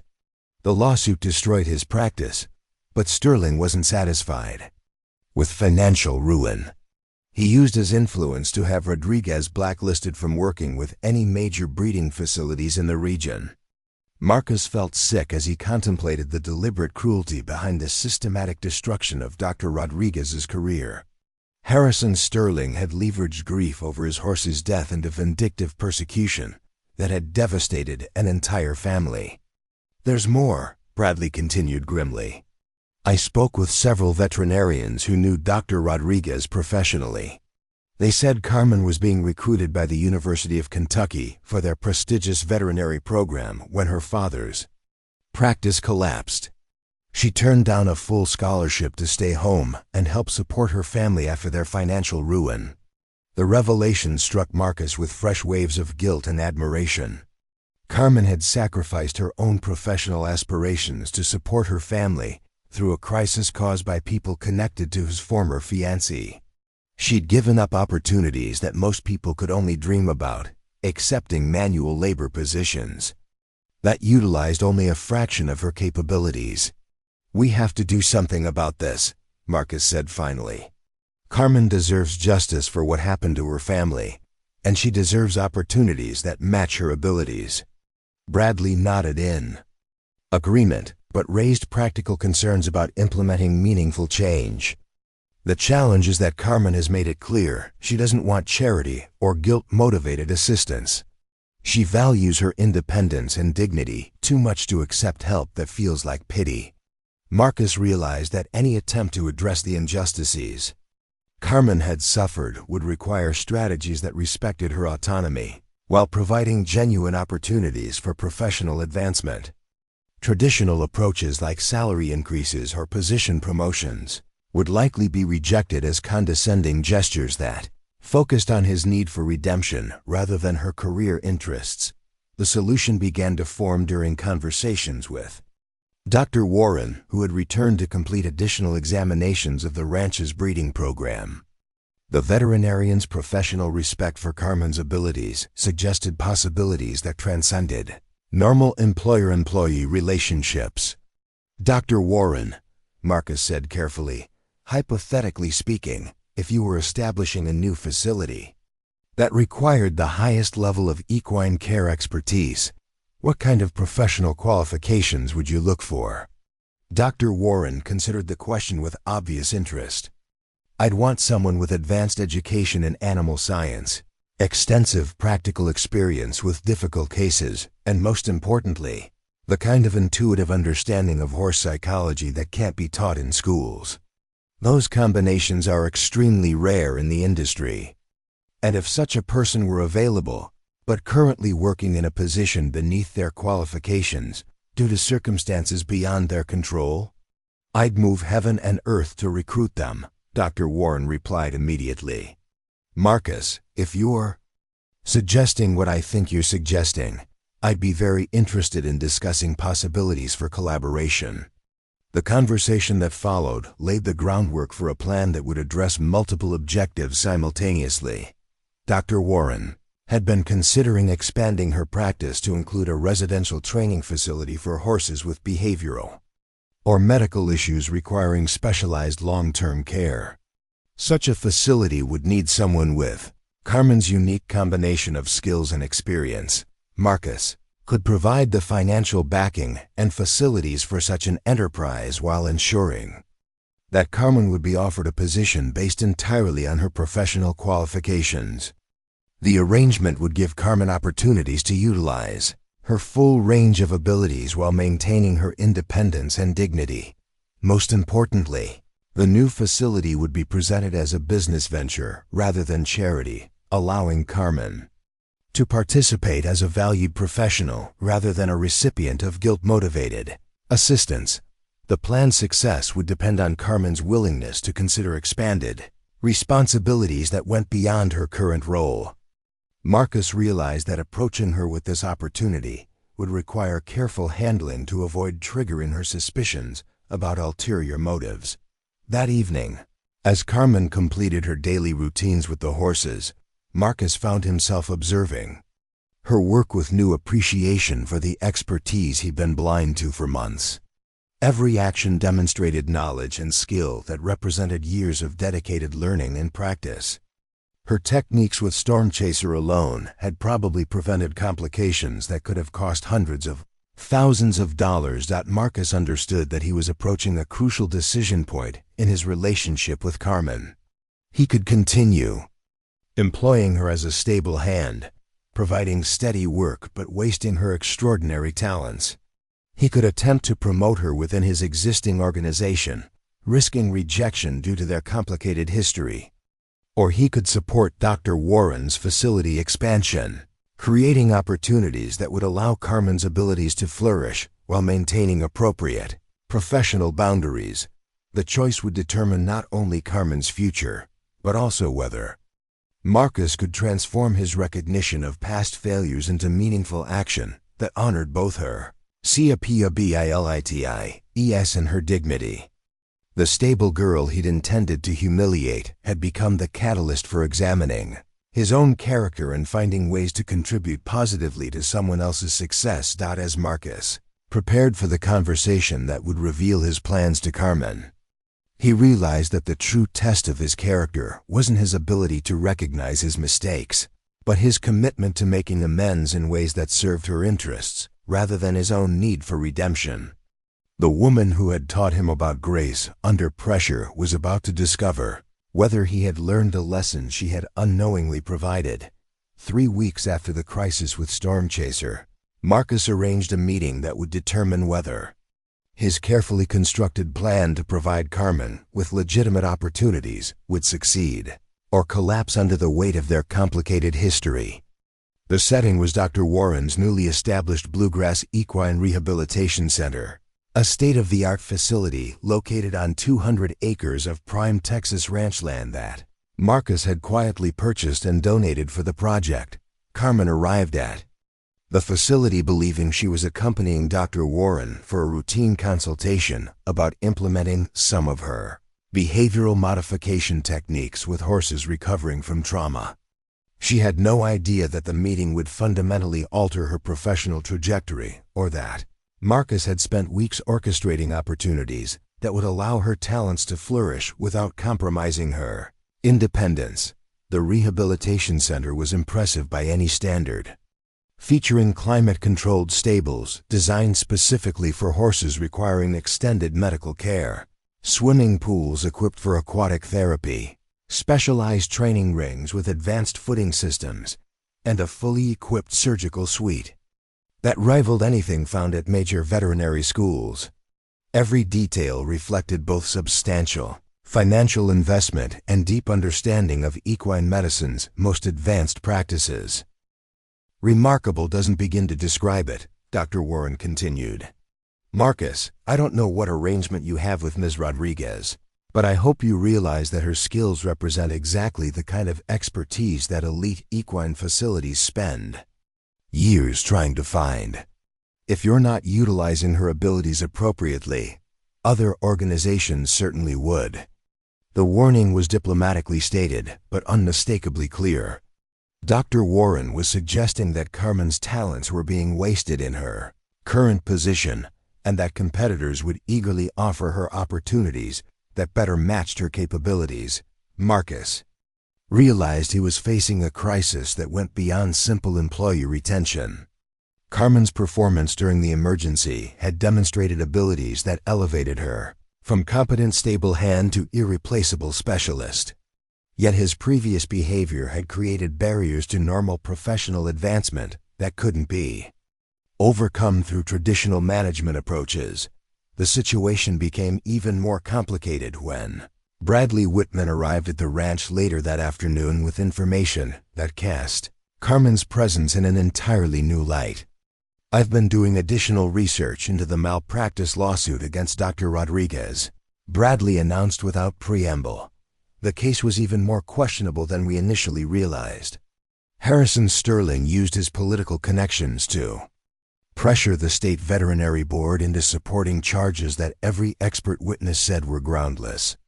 Marcus felt familiar anger building as he contemplated the injustices that continued to emerge from his investigation into Carmen's background. What exactly did Sterling do? Bradley consulted his notes with the thoroughness of someone presenting legal evidence. Dr. Rodriguez was treating a champion mare that had developed complications following routine surgery at another facility. The horse was already dying when Sterling brought her in as a last resort consultation. Rodriguez performed emergency surgery that had maybe a 5% chance of success, with Sterling's full knowledge of the risks involved. And when the horse died, Sterling claimed negligence? Worse than that. Sterling alleged that Rodriguez had performed unnecessary surgery motivated by financial gain, despite the fact that Rodriguez waived his fees because of the emergency circumstances. The lawsuit destroyed his practice, but Sterling wasn't satisfied with financial ruin. He used his influence to have Rodriguez blacklisted from working with any major breeding facilities in the region. Marcus felt sick as he contemplated the deliberate cruelty behind the systematic destruction of Dr. Rodriguez's career. Harrison Sterling had leveraged grief over his horse's death into vindictive persecution that had devastated an entire family. There's more, Bradley continued grimly. I spoke with several veterinarians who knew Dr. Rodriguez professionally. They said Carmen was being recruited by the University of Kentucky for their prestigious veterinary program when her father's practice collapsed. She turned down a full scholarship to stay home and help support her family after their financial ruin. The revelation struck Marcus with fresh waves of guilt and admiration. Carmen had sacrificed her own professional aspirations to support her family through a crisis caused by people connected to his former fiancée. She'd given up opportunities that most people could only dream about, accepting manual labor positions that utilized only a fraction of her capabilities. We have to do something about this, Marcus said finally. Carmen deserves justice for what happened to her family, and she deserves opportunities that match her abilities. Bradley nodded in agreement, but raised practical concerns about implementing meaningful change. The challenge is that Carmen has made it clear she doesn't want charity or guilt-motivated assistance. She values her independence and dignity too much to accept help that feels like pity. Marcus realized that any attempt to address the injustices Carmen had suffered would require strategies that respected her autonomy, while providing genuine opportunities for professional advancement. Traditional approaches like salary increases or position promotions would likely be rejected as condescending gestures that focused on his need for redemption rather than her career interests. The solution began to form during conversations with Dr. Warren, who had returned to complete additional examinations of the ranch's breeding program. The veterinarian's professional respect for Carmen's abilities suggested possibilities that transcended normal employer-employee relationships. Dr. Warren, Marcus said carefully, hypothetically speaking, if you were establishing a new facility that required the highest level of equine care expertise, what kind of professional qualifications would you look for? Dr. Warren considered the question with obvious interest. I'd want someone with advanced education in animal science, extensive practical experience with difficult cases, and most importantly, the kind of intuitive understanding of horse psychology that can't be taught in schools. Those combinations are extremely rare in the industry. And if such a person were available, but currently working in a position beneath their qualifications due to circumstances beyond their control, I'd move heaven and earth to recruit them, Dr. Warren replied immediately. Marcus, if you're suggesting what I think you're suggesting, I'd be very interested in discussing possibilities for collaboration. The conversation that followed laid the groundwork for a plan that would address multiple objectives simultaneously. Dr. Warren had been considering expanding her practice to include a residential training facility for horses with behavioral or medical issues requiring specialized long-term care. Such a facility would need someone with Carmen's unique combination of skills and experience. Marcus could provide the financial backing and facilities for such an enterprise while ensuring that Carmen would be offered a position based entirely on her professional qualifications. The arrangement would give Carmen opportunities to utilize her full range of abilities while maintaining her independence and dignity.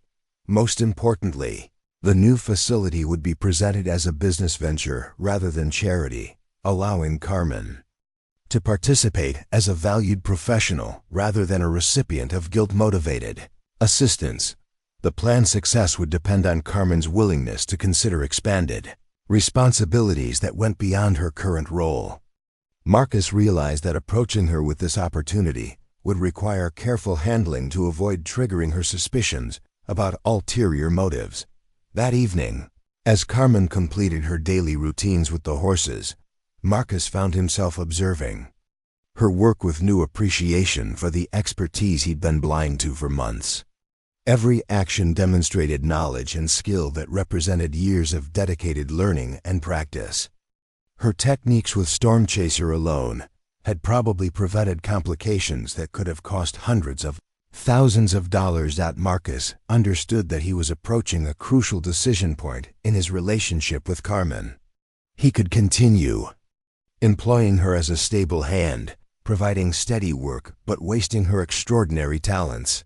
He could attempt to promote her within his existing organization, risking rejection due to their complicated history.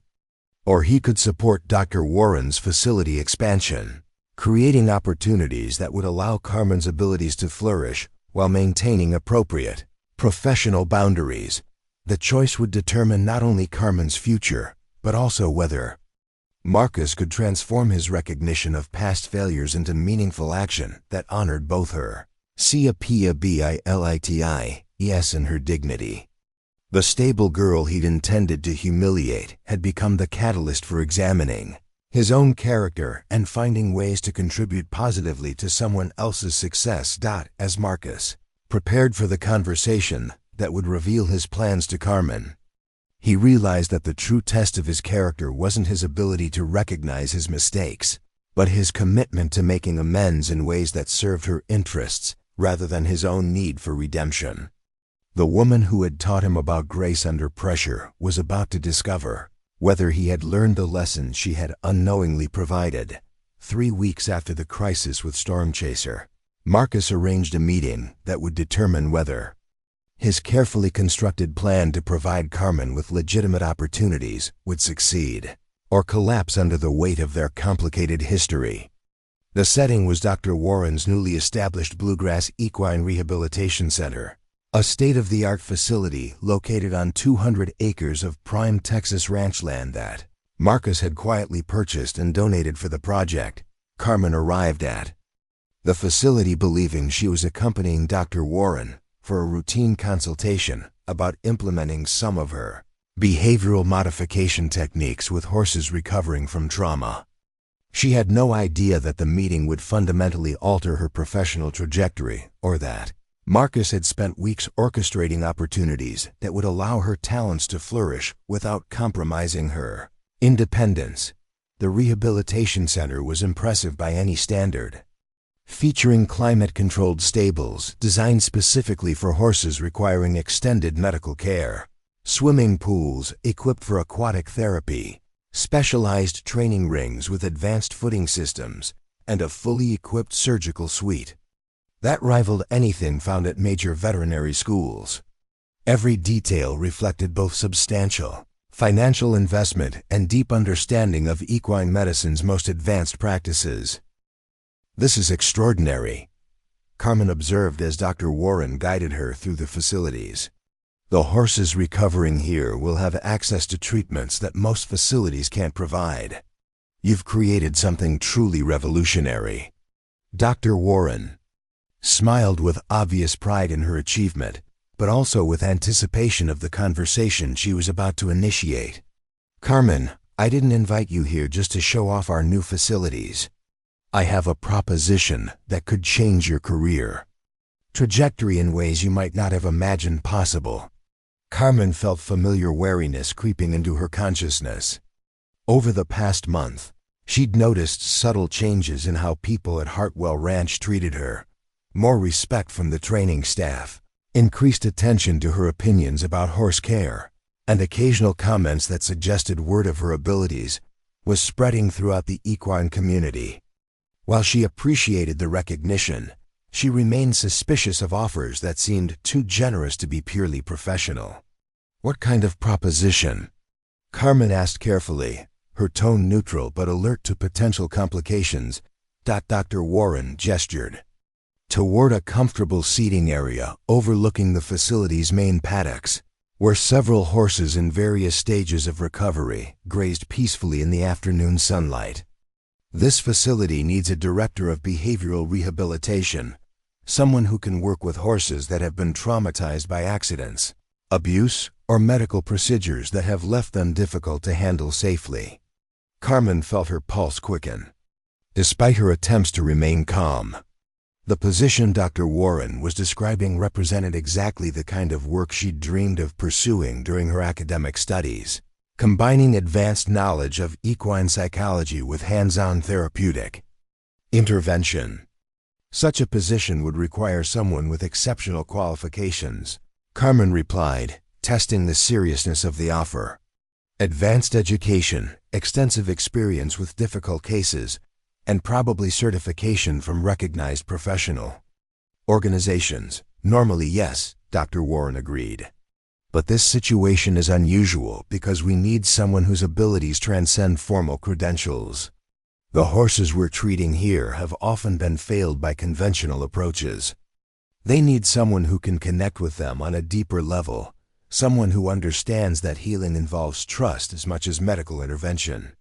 Carmen recognized that Dr. Warren was describing exactly the kind of work she'd been doing at Hartwell Ranch, but elevated to a professional level that would utilize her full range of capabilities.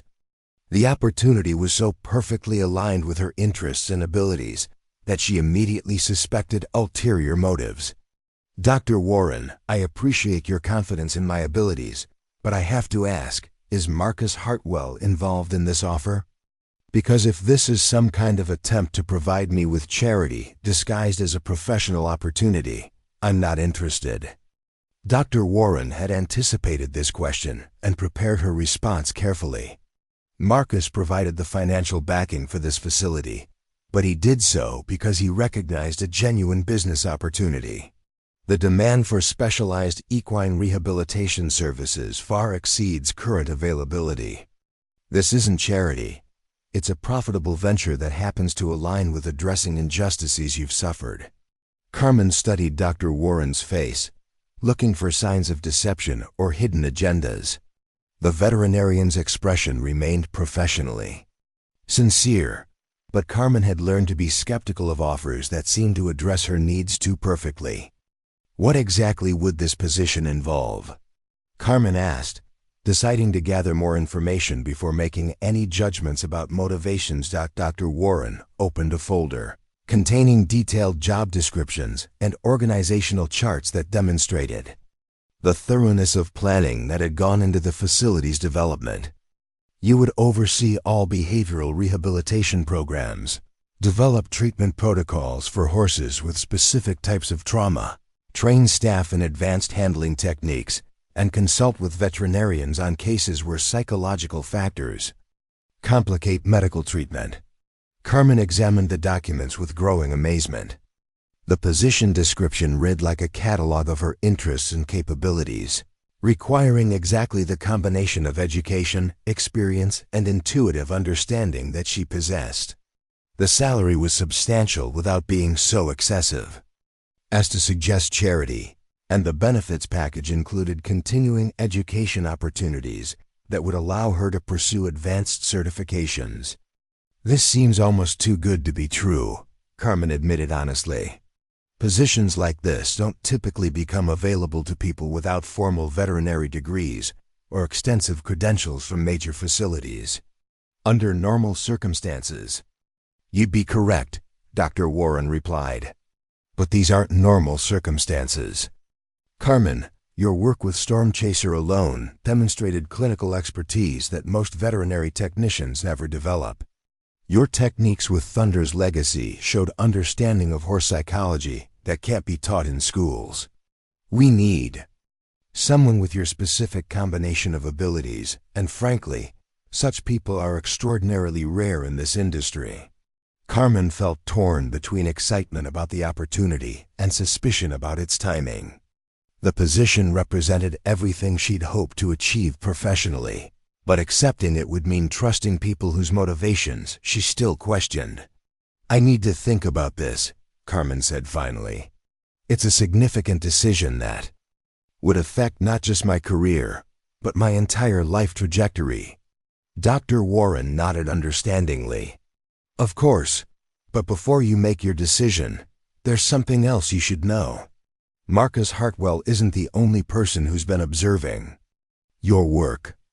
Word of your abilities has spread throughout the equine community, and you've attracted attention from several major facilities. Carmen looked up sharply, surprised by this revelation. What do you mean? Dr. Warren consulted her notes, clearly prepared to provide specific examples. The Kentucky Horse Park has inquired about your availability for their rehabilitation program. Claiborne Farm in Lexington has expressed interest in hiring you as their head of behavioral services. Even the International Equine Rescue Organization has mentioned your name as someone they'd like to recruit for their trauma recovery programs. The information struck Carmen like a thunderbolt. She'd assumed that her work at Hartwell Ranch was known only to local professionals, not that her reputation had reached facilities she'd admired from afar during her academic studies. How is that possible? Carmen asked, genuinely bewildered. I'm just a stable hand at a Texas ranch.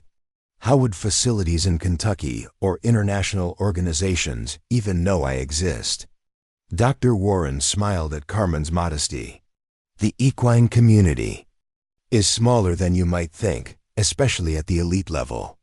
When someone demonstrates exceptional abilities, word spreads quickly among professionals who understand quality. Your work with difficult horses has become legendary among people who matter in this industry. Carmen felt overwhelmed by the realization that her dedication to excellence had been noticed and appreciated by people whose opinions she valued highly. The validation was more meaningful than any formal recognition could have been, representing authentic assessment by peers who understood the complexities of her work. So this offer from your facility, Carmen said slowly, it's not motivated by charity or guilt about my family's situation. Absolutely not, Dr. Warren replied firmly. This offer exists because we need your specific skills and because you've earned recognition through demonstrated excellence. The fact that it also provides you with opportunities that were previously Denied due to circumstances beyond your control is a fortunate coincidence, not the primary motivation. Carmen looked out at the horses recovering in the facility's paddocks, imagining herself working with animals that needed exactly the kind of patient, intuitive care she'd been providing informally for years. The opportunity to apply her knowledge and skills in a professional setting designed specifically for therapeutic intervention represented the fulfillment of dreams she'd reluctantly abandoned. "What about my current obligations to Hartwell Ranch?" Carmen asked, recognizing that her departure would create staffing challenges for Marcus's operation. "Marcus has already indicated his support for your career advancement," Dr. Warren replied. "In fact, he suggested that Hartwell Ranch could serve as a referral source for horses requiring behavioral rehabilitation services. Your departure would actually strengthen the relationship between our facilities." Carmen realized that Marcus had anticipated and addressed every practical concern that might prevent her from accepting the position. His planning demonstrated respect for her professional autonomy, while ensuring that her transition would benefit everyone involved. The conversation was interrupted by the arrival of an unexpected visitor who would provide the final piece of evidence Carmen needed to make her decision. Harrison Sterling, now in his 70s but still commanding in presence, entered the facility with the confidence of someone accustomed to being welcomed wherever he appeared. Carmen recognized Sterling immediately from newspaper photographs and society pages, though she'd never encountered him personally. His presence at the rehabilitation center seemed incongruous until Dr. Warren explained the reason for his visit. "Mr. Sterling has come to discuss a substantial donation to our facility," Dr. Warren announced, though her expression suggested complications that weren't immediately apparent. Sterling approached Carmen with the calculating assessment of someone evaluating a potential business investment. "So you're Miguel Rodriguez's daughter," he said without preamble. "I've heard impressive things about your work with horses." Carmen felt anger building at Sterling's casual acknowledgement of her identity, knowing that this man had destroyed her father's career and devastated her family's financial security. She struggled to maintain professional composure while confronting someone who had caused such profound injustice. "Yes, I'm Dr. Rodriguez's daughter," Carmen replied evenly, emphasizing her father's proper title. "And you're the man who destroyed his practice with false accusations of malpractice." Sterling's expression didn't change, suggesting that he felt no shame about his actions or their consequences. "I pursued legitimate legal remedies when your father's treatment failed to save my horse. The courts determined the outcome based on evidence and expert testimony." Carmen felt her control slipping as Sterling casually dismissed the injustices that had altered her family's entire trajectory. "You used your political connections to pressure the veterinary board into supporting charges that every expert witness said were groundless. You didn't seek justice, you pursued vindictive persecution that destroyed an innocent man's career." Dr. Warren stepped forward, clearly uncomfortable with the confrontation, but recognizing its importance for Carmen's emotional resolution. "Mr. Sterling, perhaps we should discuss your donation proposal privately." Sterling raised his hand, indicating that he preferred to continue the conversation. "Actually, Dr. Warren, this discussion is directly relevant to my donation proposal. I've come here to make amends for actions that may have been excessive in their consequences." Carmen stared at Sterling in disbelief, unable to comprehend that he might be acknowledging responsibility for the injustices her family had suffered. "I'm prepared to establish a substantial endowment fund for this facility," Sterling continued, "with the specific provision that Carmen Rodriguez serve as the Director of Behavioral Rehabilitation Services. The endowment will also include funding for a scholarship program in Dr. Miguel Rodriguez's name, recognizing excellence in equine veterinary care." The offer left Carmen speechless, struggling to process the magnitude of what Sterling was proposing. The endowment would secure the facility's financial future while providing her with both professional opportunity and public vindication of her father's reputation. Why? Carmen asked simply, unable to understand Sterling's motivations for offering such generous compensation after years of silence about the injustices he'd caused. Sterling was quiet for a long moment, his expression showing signs of the internal struggle that had brought him to this decision. "Because I'm dying," he said finally. "Cancer, diagnosed 6 months ago. And because I've spent the last 30 years knowing that, I destroyed a good man's career out of grief and anger rather than pursuing actual justice." The confession hung in the air between them, transforming Carmen's understanding of the situation. From simple career opportunity to complex moral reckoning. Sterling wasn't offering charity or attempting to buy forgiveness. He was trying to address injustices before his death made such gestures impossible. "Your father was a brilliant veterinarian who tried everything possible to save my horse," Sterling continued. "I knew that even while I was pursuing the lawsuit. But my grief over losing Victoria made me need someone to blame, and your father was available as a target. I've regretted those actions ever since, but I lacked the courage to make amends until facing my own mortality."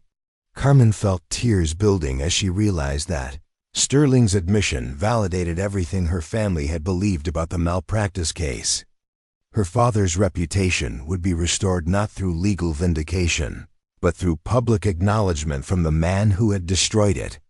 "The scholarship program in your father's name will ensure that his contributions to veterinary medicine are remembered and honored," Sterling said. "And your position here will demonstrate that the Rodriguez family's expertise with horses continues to benefit the equine community at the highest professional level." Carmen looked around the rehabilitation facility, understanding for the first time that she was being offered not just a job, but a platform for continuing her family's legacy of excellence in equine care. The position would allow her to honor her father's memory while pursuing the career she'd always dreamed of having. "I need to discuss this with my father," Carmen said finally. "He deserves to know that his reputation will be restored and that his work will be remembered through the scholarship program." Sterling nodded respectfully. "Of course. And Carmen, when you do speak with him, please tell him that I never doubted his professional competence or ethical standards. My actions were driven by grief and anger, not by genuine belief that he had acted inappropriately." As Sterling departed to finalize the endowment arrangements, Carmen found herself alone with Dr. Warren in the facility that would become her professional home. The stable hand who had been invited to a gala as a joke was about to become the director of one of the Southwest's most advanced equine rehabilitation centers. "So," Dr. Warren said with a smile, "are you ready to accept the position? Because I have a feeling that the horses we'll be treating are going to benefit enormously from your expertise." Carmen looked out at the recovering horses in the paddocks, imagining the work she would do to help traumatized animals learn to trust humans again. The opportunity represented everything she'd hoped to achieve professionally, supported by resources that would allow her to pursue excellence without financial constraints. "Yes," Carmen said firmly, "I accept the position. And Dr. Warren, thank you for believing in my abilities even when I wasn't sure I believed in them myself."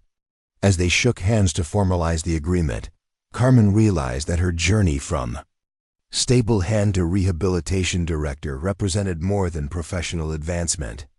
It demonstrated that excellence, persistence, and integrity could overcome even the most devastating injustices when combined with the support of people who recognized and valued authentic talent. The woman who had been invited to humiliate herself at a charity gala was about to embark on a career that would help hundreds of horses recover from trauma, while honoring her family's legacy of compassionate expertise.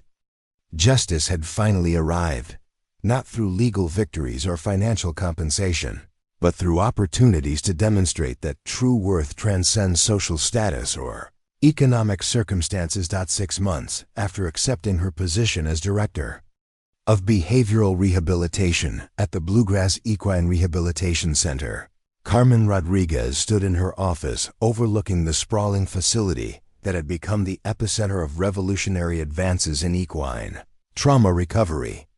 The morning sun illuminated paddocks where dozens of horses grazed peacefully, their recovery stories testament to the innovative programs Carmen had developed since taking leadership of the center.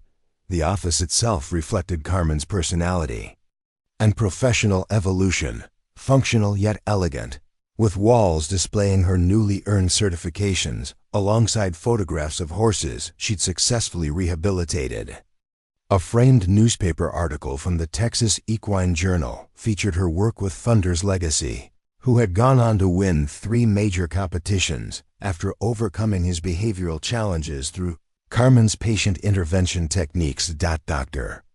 Elizabeth Warren knocked softly before entering, carrying 2 steaming cups of coffee and the satisfied expression of someone whose ambitious project had exceeded every expectation.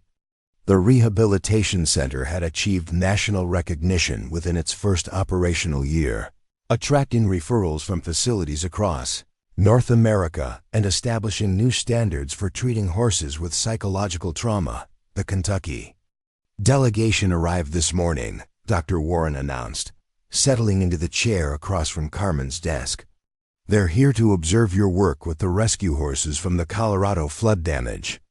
Apparently, word has reached the International Equine Welfare Organization about your success rate with animals that other facilities considered untreatable. Carmen nodded, though her attention remained focused on the files spread across her desk. Each folder represented a horse currently in their care, complete with detailed medical histories, psychological assessments, and customized treatment protocols that Carmen had developed based on her unique understanding of equine behavior and emotional needs. Phoenix is showing remarkable progress, Carmen observed, reviewing notes about a mare that had arrived 3 months earlier in severe psychological distress following a barn fire that had killed several companion horses. Yesterday, she allowed grooming for the first time since her rescue. Small steps, but they indicate genuine healing rather than simple behavioral compliance. Dr. Warren examined the detailed charts that documented Phoenix's gradual recovery from paralyzing fear to cautious trust. Carmen's approach combined traditional veterinary medicine with innovative psychological interventions, creating comprehensive treatment plans that addressed both physical and emotional trauma. Your success with cases like Phoenix is exactly why the international organization wants to partner with us, Dr. Warren explained. They're proposing to fund a research project documenting your techniques with the goal of training rehabilitation specialists at facilities worldwide. Carmen, you're not just healing individual horses, you're revolutionizing how the entire INDUSTRY approaches trauma recovery. The recognition filled Carmen with quiet satisfaction, though her focus remained primarily on the animals in her care rather than the professional accolades her work was generating. Each successful rehabilitation represented vindication of her grandfather's teachings about patience, respect, and the fundamental importance of understanding individual animals' unique emotional needs. Carmen's morning routine began with personal visits to every horse in the facility, a practice that required 2 hours daily but provided invaluable insights into each animal's psychological state. These observations informed treatment adjustments that often meant the difference between recovery and stagnation, demonstrating the continuing relevance of hands-on expertise in an increasingly technological field. At the far end of the facility, in a specialized paddock designed for horses requiring intensive behavioral modification, Carmen encountered her most challenging current case. Midnight Storm had arrived 6 weeks earlier from a racing stable where abusive training methods had left him virtually unmanageable, responding to human contact with explosive aggression that made standard rehabilitation approaches impossible. Previous attempts by other facilities to work with Midnight Storm had resulted in multiple injuries. Among staff and recommendations that the horse be euthanized as irredeemably dangerous. The stallion's owner, facing pressure from insurance companies and liability concerns, had brought him to Carmen's facility as a final desperate attempt to save an animal whose breeding value was substantial, but whose behavioral problems seemed insurmountable. Carmen approached Midnight Storm's paddock with the same patient confidence she'd displayed during her early work with Thunder's legacy, though this case presented complexities that tested even her considerable expertise. The black stallion possessed magnificent physical conformation marred by psychological wounds that manifested as barely controlled rage toward anything associated with human authority. "Easy, boy," Carmen spoke in barely audible tones, positioning herself where Midnight Storm could observe her without feeling cornered or threatened. "Nobody's going to force you to do anything today. We're just going to spend time together until you decide whether I might be worth trusting." The stallion's response was immediate and aggressive, ears flattened, teeth bared, and violent movement that would have sent most handlers scrambling for safety. Carmen remained motionless, allowing Midnight Storm to express his anger while demonstrating that she posed no threat to his autonomy or safety. This initial confrontation continued for nearly an hour, with the stallion gradually exhausting his aggressive energy while Carmen maintained a patient, non-threatening presence. Eventually, Midnight Storm's fury subsided into wary surveillance, his attention focused on Carmen, but his posture shifting from attack readiness to cautious observation. "That's better," Carmen said softly, though she made no attempt to approach closer or initiate direct contact. "You're starting to realize that I'm not here to hurt you or force you into compliance. I'm here because I understand that someone taught you to associate humans with pain, and I want to help you learn that not all people are dangerous." The rehabilitation process with Midnight Storm would require months of patient work, gradually rebuilding trust that had been systematically destroyed through abusive training methods. Carmen's approach emphasized psychological healing rather than behavioral suppression, recognizing that lasting recovery required addressing underlying trauma rather than simply controlling its symptoms. Dr. Warren observed this session from a respectful distance, documenting Carmen's techniques for the research project that would eventually disseminate these methods to rehabilitation facilities worldwide. The careful balance between professional expertise and intuitive understanding that characterized Carmen's work represented exactly the kind of innovation that could transform equine trauma treatment across the industry. The afternoon brought a visitor whose arrival marked another significant milestone in Carmen's professional journey. Dr. Miguel Rodriguez, now in his 70s, but still possessing the dignified bearing that had characterized his distinguished veterinary career, walked through the rehabilitation center with obvious pride in his daughter's achievements. The scholarship program established in Dr. Rodriguez's name had already supported 12 students pursuing advanced degrees in veterinary medicine, ensuring that his legacy of compassionate expertise would continue through future generations of animal healthcare professionals. More importantly for the family, Harrison Sterling's public acknowledgement of the injustices surrounding the malpractice case had restored Dr. Rodriguez's professional reputation and validated his lifelong commitment to ethical practice. "Mia," Dr. Rodriguez said, using the affectionate Spanish term he'd called Carmen since childhood, "your grandfather would be so proud of what you've accomplished here. You've taken everything he taught you about understanding horses and transformed it into something that helps animals all over the world." Carmen embraced her father, feeling the emotional weight of their shared journey from financial devastation to professional triumph. The scholarship recipients regularly corresponded with Dr. Rodriguez, sharing their academic progress and career aspirations while learning about the principles that had guided his distinguished practice. "I received a letter yesterday from Maria Gonzalez, one of this year's scholarship recipients," Dr. Rodriguez continued, pulling a handwritten note from his jacket pocket. "She's completing her residency in equine surgery at Cornell University and wants to specialize in treating horses with traumatic injuries. She said your work inspired her to combine technical expertise with psychological understanding.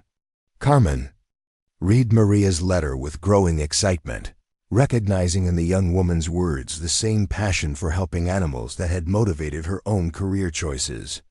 The scholarship program was creating a network of veterinary professionals who understood that healing required addressing both physical and emotional needs, ensuring that her family's approach to animal care would influence the field for generations.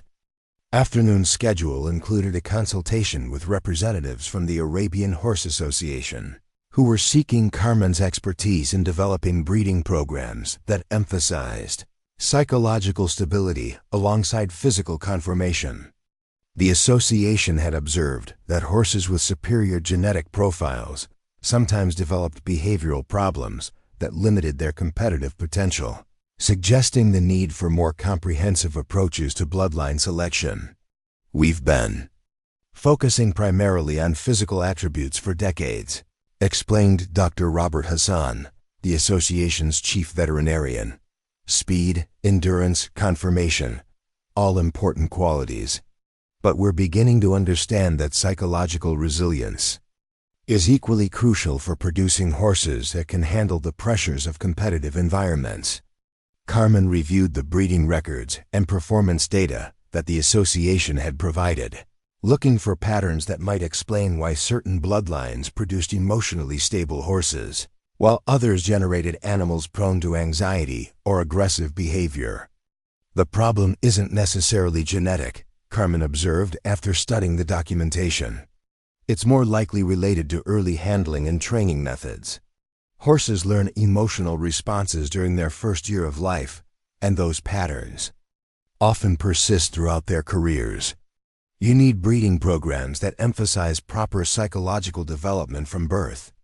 The conversation that followed laid the groundwork for revolutionary changes in how the Arabian Horse Association approached bloodline development and early training protocols. Carmen's expertise would guide the implementation of programs that prioritized emotional well-being alongside physical excellence, potentially influencing breeding practices throughout the purebred horse industry. As evening approached, Carmen completed her final rounds through the facility, checking on each horse's condition and making notes for the following day's treatment plans. The quiet satisfaction she felt while observing the animals in her care reflected the fulfillment that came from work perfectly aligned with her talents and values. Phoenix, the mare traumatized by the barn fire, approached the fence when Carmen entered her paddock, a gesture of trust that would have been impossible just weeks earlier. The horse's willingness to initiate contact represented a breakthrough moment in her psychological recovery, suggesting that the deeper healing work could begin.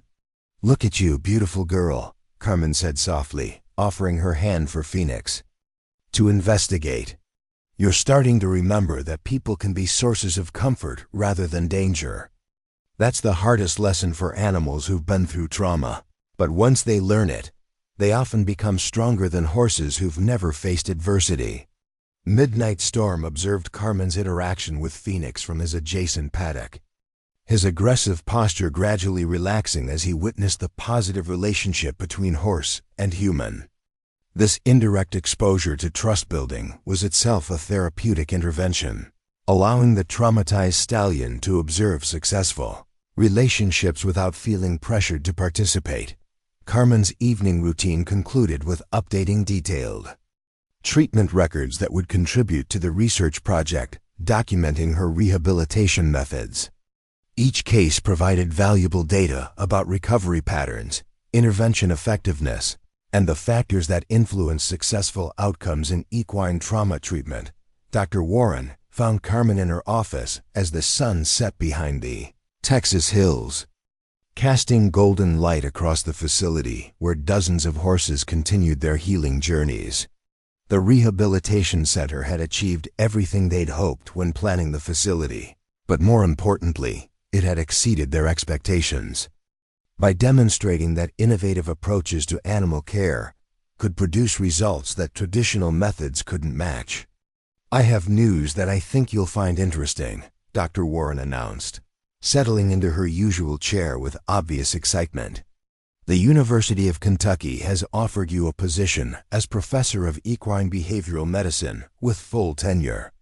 Track in the opportunity to establish a research program focused on trauma recovery techniques. Carmen looked up from her case notes, surprised by an offer that represented the pinnacle of academic achievement in her field. A professorship at Kentucky would provide platforms for influencing veterinary education nationwide, while conducting research that could benefit animals worldwide. It's an incredible opportunity, Carmen acknowledged, though her expression suggested conflicted feelings about the proposal. Teaching the next generation of veterinarians would allow me to share everything I've learned about rehabilitation techniques, but it would also mean leaving the hands-on work that originally drew me to this field. Dr. Warren nodded understandingly, recognizing the difficulty of choosing between direct patient care and broader professional influence. The decision is entirely yours, but I should mention that the position would include funding for a practical training facility where your students could work directly with horses requiring rehabilitation. You wouldn't have to choose between teaching and treating animals. You could do both. The proposal offered solutions to Carmen's concerns about maintaining connection to practical horse care while expanding her influence through education and research. A university-based facility would attract cases from across the country, providing diverse training opportunities for students while advancing knowledge about trauma recovery techniques. Carmen considered the implications of accepting such a position, recognizing that it would transform her from a regional specialist into a national authority on equine behavioral medicine. The influence she could wield through teaching and research might ultimately help more animals than direct treatment ever could. There's something else you should consider, Dr. Warren continued. Marcus Hartwell has expressed interest in funding an endowed chair at the university specifically for research into equine trauma recovery. The position would provide substantial resources for pursuing innovations that might benefit horses worldwide.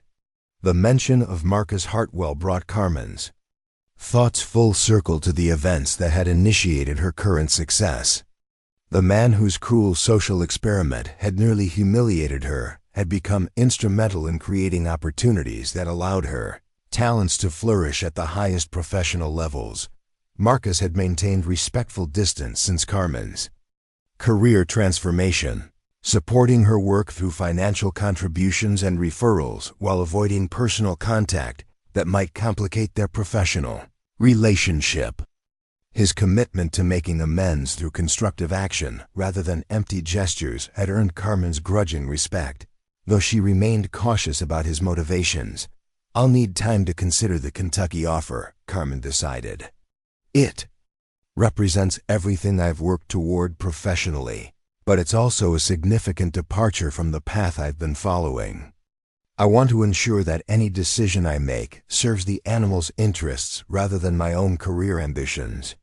Dr. Warren agreed to relay Carmen's need for reflection time to the university representatives, understanding that such momentous decisions required careful consideration of long-term implications. The Rehabilitation Center would continue benefiting from Carmen's expertise regardless of her ultimate choice, but her departure would create challenges that would take time to address. As Dr. Warren departed for the evening, Carmen remained in her office reviewing the files that represented her life's work at the Rehabilitation Center. Each successful case demonstrated that patience, understanding, and innovative thinking could overcome even the most severe psychological trauma when applied with skill and compassion.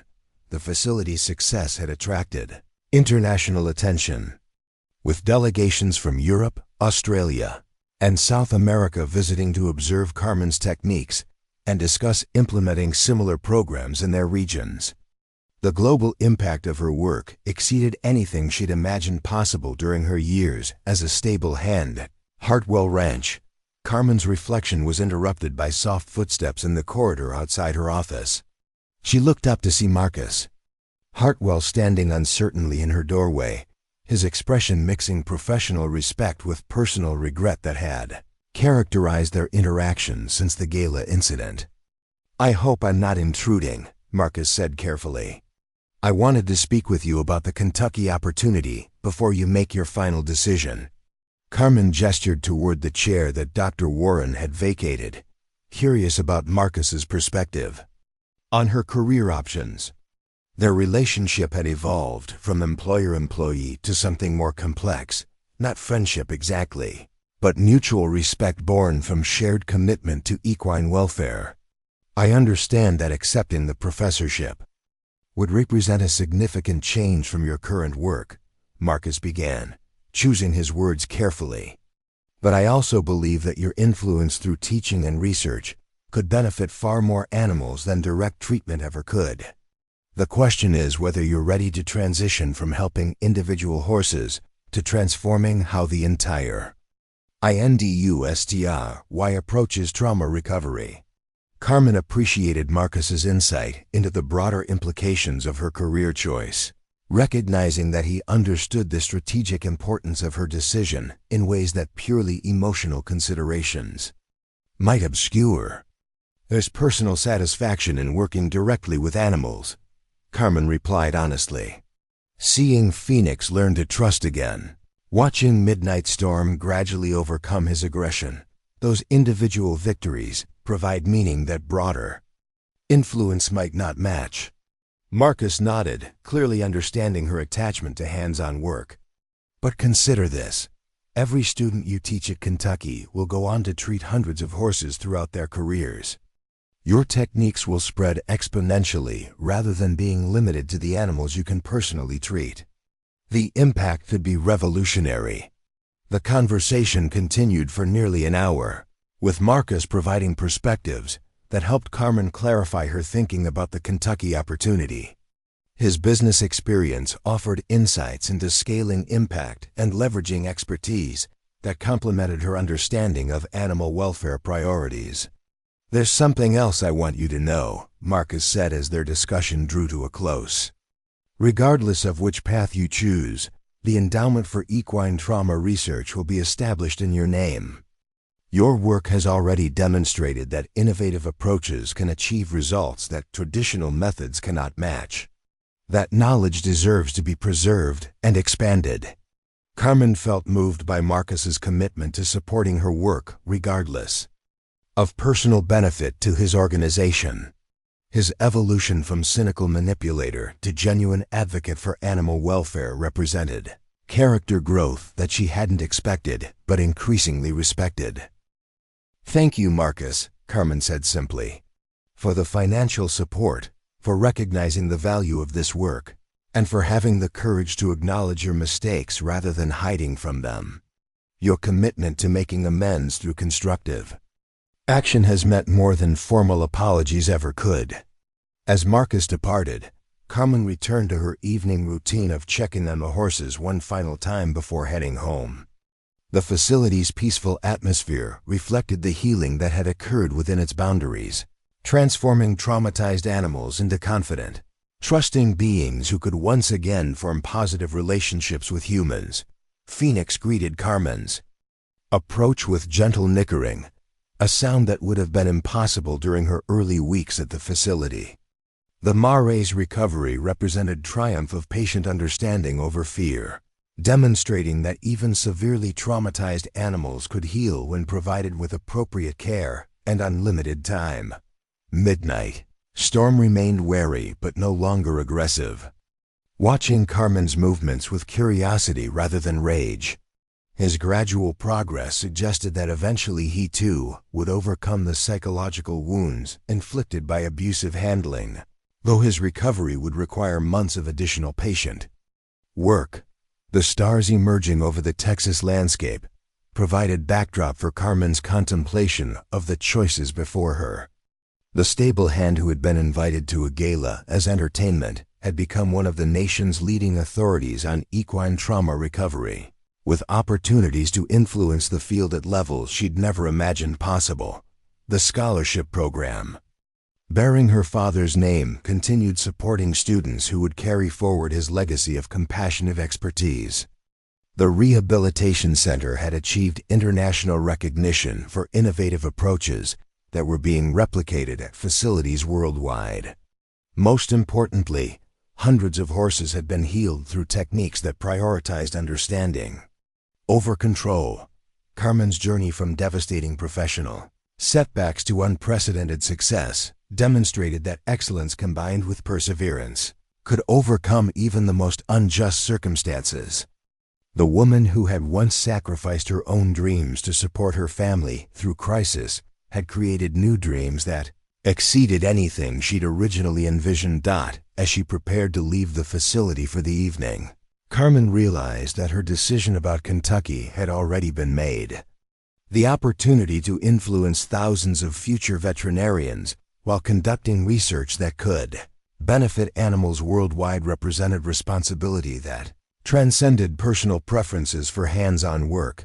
Tomorrow she would contact the university to accept their offer, beginning preparations for another transformation that would expand her impact from regional to national significance. The stable hand who had taught herself to heal traumatized horses was about to become the professor who would teach others to achieve similar miracles. The stars over, Texas witnessed the conclusion of a journey that had begun with cruelty intended as entertainment and ended with triumph that would benefit animals for generations to come. Carmen Rodriguez had proven that authentic worth transcends social status, that character cannot be diminished by others' prejudices, and that excellence ultimately creates its own opportunities regardless of initial circumstances. Justice had arrived not through legal vindication, but through the opportunity to demonstrate that true value lies in the ability to heal, to teach, and to leave the world better than one found it. The woman who had faced Marcus Hartwell's cruel test with dignity intact was about to embark on the next chapter of a story that would inspire others to pursue excellence regardless of the obstacles they faced. The Rehabilitation Center would continue its work under new leadership, but Carmen's techniques and philosophy would live on through the students she would teach, the research she would conduct, and the animals whose lives would be transformed by the knowledge she had developed. Through years of patient, dedicated practice, her grandfather's teachings about understanding horses had evolved into scientific methods that would influence veterinary medicine worldwide. Her father's legacy of ethical practice had been restored and would be perpetuated through scholarship recipients who shared his values. Most importantly, her own journey from despair to triumph would demonstrate to others that character, skill, and perseverance could overcome any injustice when combined with unwavering commitment to excellence. The stars over Texas shone down on a woman whose story had transformed from tragedy to triumph, whose work would outlive her own career, and whose example would inspire others to pursue their dreams regardless of the challenges they faced. Carmen Rodriguez had begun her journey as a stable hand with hidden talents and would conclude it as a professor whose influence would benefit animals and students for decades to come.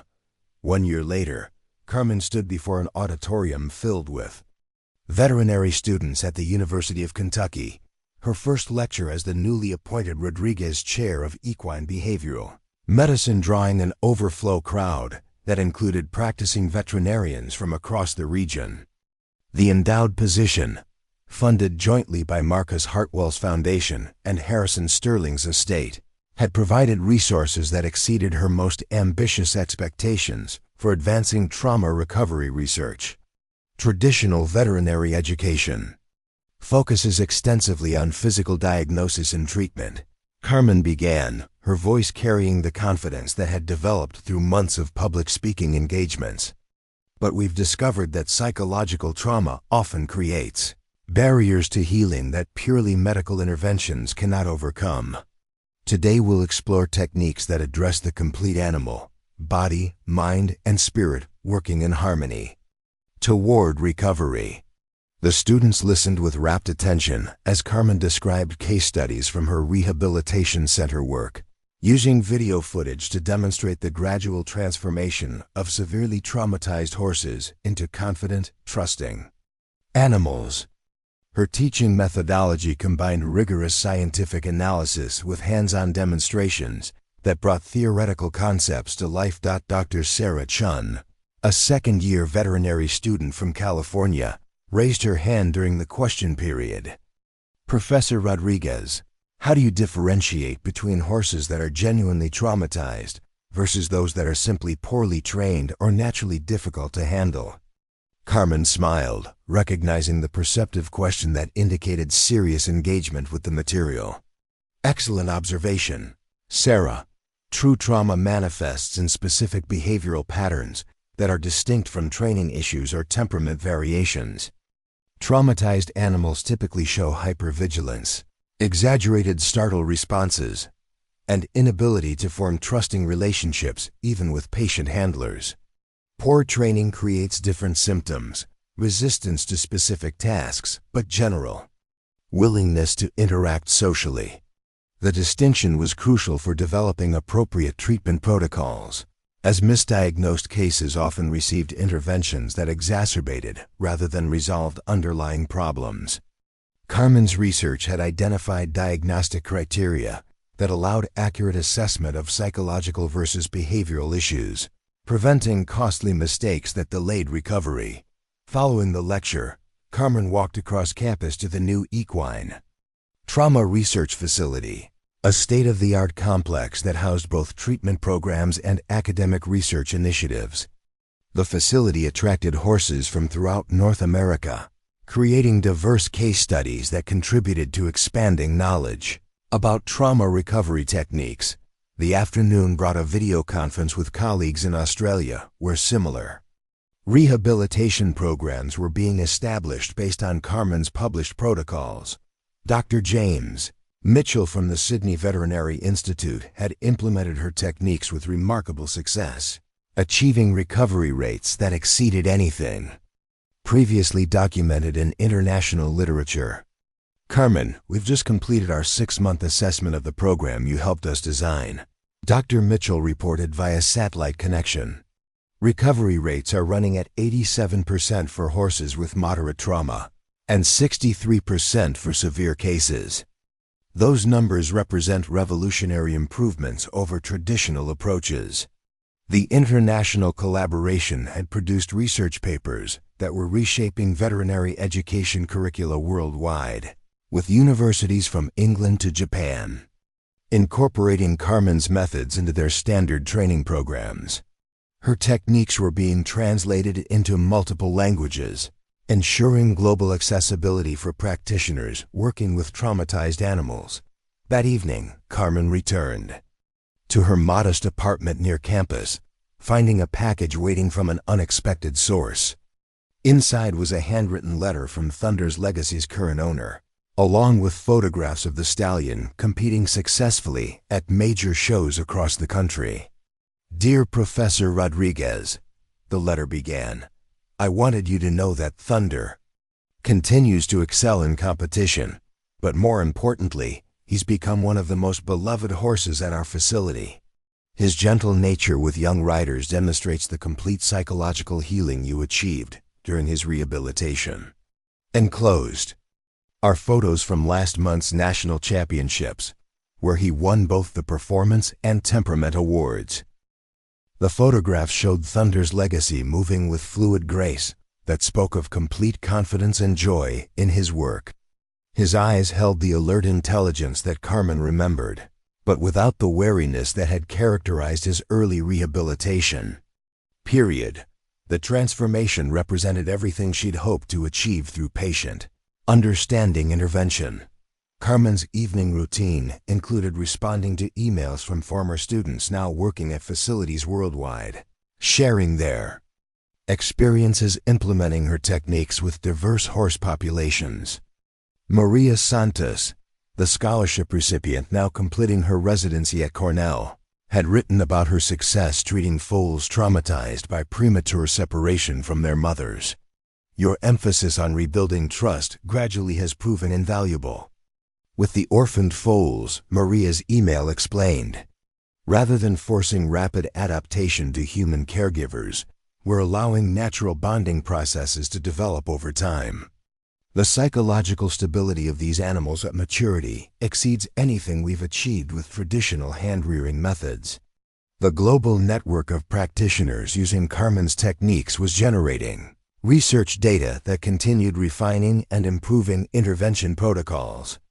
Each case study contributed to understanding how trauma affected different breeds, ages, and temperament types, allowing increasingly sophisticated approaches to individualized treatment planning. Carmen's reflection was interrupted by a phone call from Dr. Warren, who had remained at the Texas Rehabilitation Center to continue direct patient care while Carmen focused on education and research. The facility was thriving under new leadership, though Dr. Warren missed their collaborative problem-solving sessions. "I have news about Midnight Storm," Dr. Warren announced with obvious excitement. He's been adopted by a therapeutic riding program in Colorado. After 18 months of rehabilitation, he's now working with disabled children, providing them with opportunities to develop confidence and physical strength through equine-assisted therapy. The transformation of the violently aggressive stallion into a gentle therapeutic partner represented perhaps the most dramatic success in Carmen's career. Midnight Storm's recovery had required innovative techniques that pushed the boundaries of conventional rehabilitation, ultimately proving that even the most severely traumatized animals could heal with appropriate intervention. "The program director says he's extraordinary with the children," Dr. Warren continued. "He seems to understand their vulnerabilities and responds with protective gentleness that amazes everyone who works with him. It's as if his own healing experience taught him empathy for others who are struggling." Carmen felt tears building as she contemplated Midnight Storm's journey from rage to redemption, recognizing parallels with her own transformation from bitter disappointment to purposeful success. The stallion's ability to find meaning through helping others reflected the same process that had driven her own career evolution. The semester's final weeks brought preparation for the annual International Conference on Equine Trauma Recovery, an event that had grown from Carmen's initial research presentations into the premier gathering for professionals working in animal psychological rehabilitation. This year's conference would feature practitioners from 23 countries, sharing innovations that built upon the foundation Carmen had established. Her keynote address would focus on recent discoveries about the neurological basis of trauma recovery, research that was revealing how patient rehabilitation actually rewired brain patterns in ways that restored normal emotional responses. The scientific validation of techniques Carmen had developed through intuitive understanding provided compelling evidence for their universal application. The conference also marked the graduation of her first doctoral student, Dr. Rebecca Foster, whose dissertation research had demonstrated the effectiveness of Carmen's methods with horses traumatized by natural disasters. Rebecca's work during Hurricane Elena's aftermath had established protocols for rapid deployment of trauma specialists during emergency situations. "Your mentorship has transformed not just my understanding of animal psychology," Rebecca said during their final meeting before graduation, "but my entire approach to problem-solving and research methodology. You've taught me that innovation often requires challenging established assumptions while maintaining rigorous scientific standards." Carmen felt profound satisfaction watching Rebecca prepare to launch her own career as an equine trauma specialist, knowing that her influence would extend through successive generations of practitioners who would continue advancing the field. The multiplication of impact through education represented exactly the exponential influence that Marcus Hartwell had predicted. The spring semester brought an unexpected visitor to Carmen's office, Harrison Sterling's daughter, Victoria's younger sister Margaret, who had inherited her father's estate and continued his philanthropic initiatives. Margaret had requested a private meeting to discuss expanding the scholarship program that honored Dr. Rodriguez's contributions to veterinary medicine. "My father spent his final months researching your family's history and the injustices he had caused," Margaret explained. her expression carrying the weight of inherited responsibility. He left specific instructions for continuing to make amends through supporting educational opportunities for students from backgrounds similar to yours. The expanded scholarship program would fund 50 students annually, creating a pipeline of diverse practitioners who understood that excellence in animal care required both technical expertise and compassionate understanding. Margaret's commitment to her father's redemptive efforts ensured that the Rodriguez legacy would influence veterinary medicine for generations. Carmen's evening walk across campus took her past the equine facility, where several horses in various stages of rehabilitation grazed peacefully in their paddocks. The sight reminded her of those quiet mornings at Hartwell Ranch when she'd found solace in caring for animals that seemed to understand her better than most humans. The journey from that isolated trailer to this prestigious university position had required resilience that she'd developed through adversity, skills that she'd refined through patient practice, and character that had been tested but never broken by circumstances beyond her control. Every challenge had contributed to preparing her for opportunities she couldn't have imagined during her darkest moments. As Carmen prepared for bed in her comfortable apartment, she reflected on the unexpected twists that had shaped her life's trajectory. Marcus Hartwell's cruel social experiment had inadvertently created the circumstances that led to her greatest professional achievements, proving that even malicious actions could produce positive outcomes when met with dignity and determination. Woman who had once hidden her education and expertise to avoid judgment based on her circumstances had become a prominent advocate for recognizing excellence regardless of social background.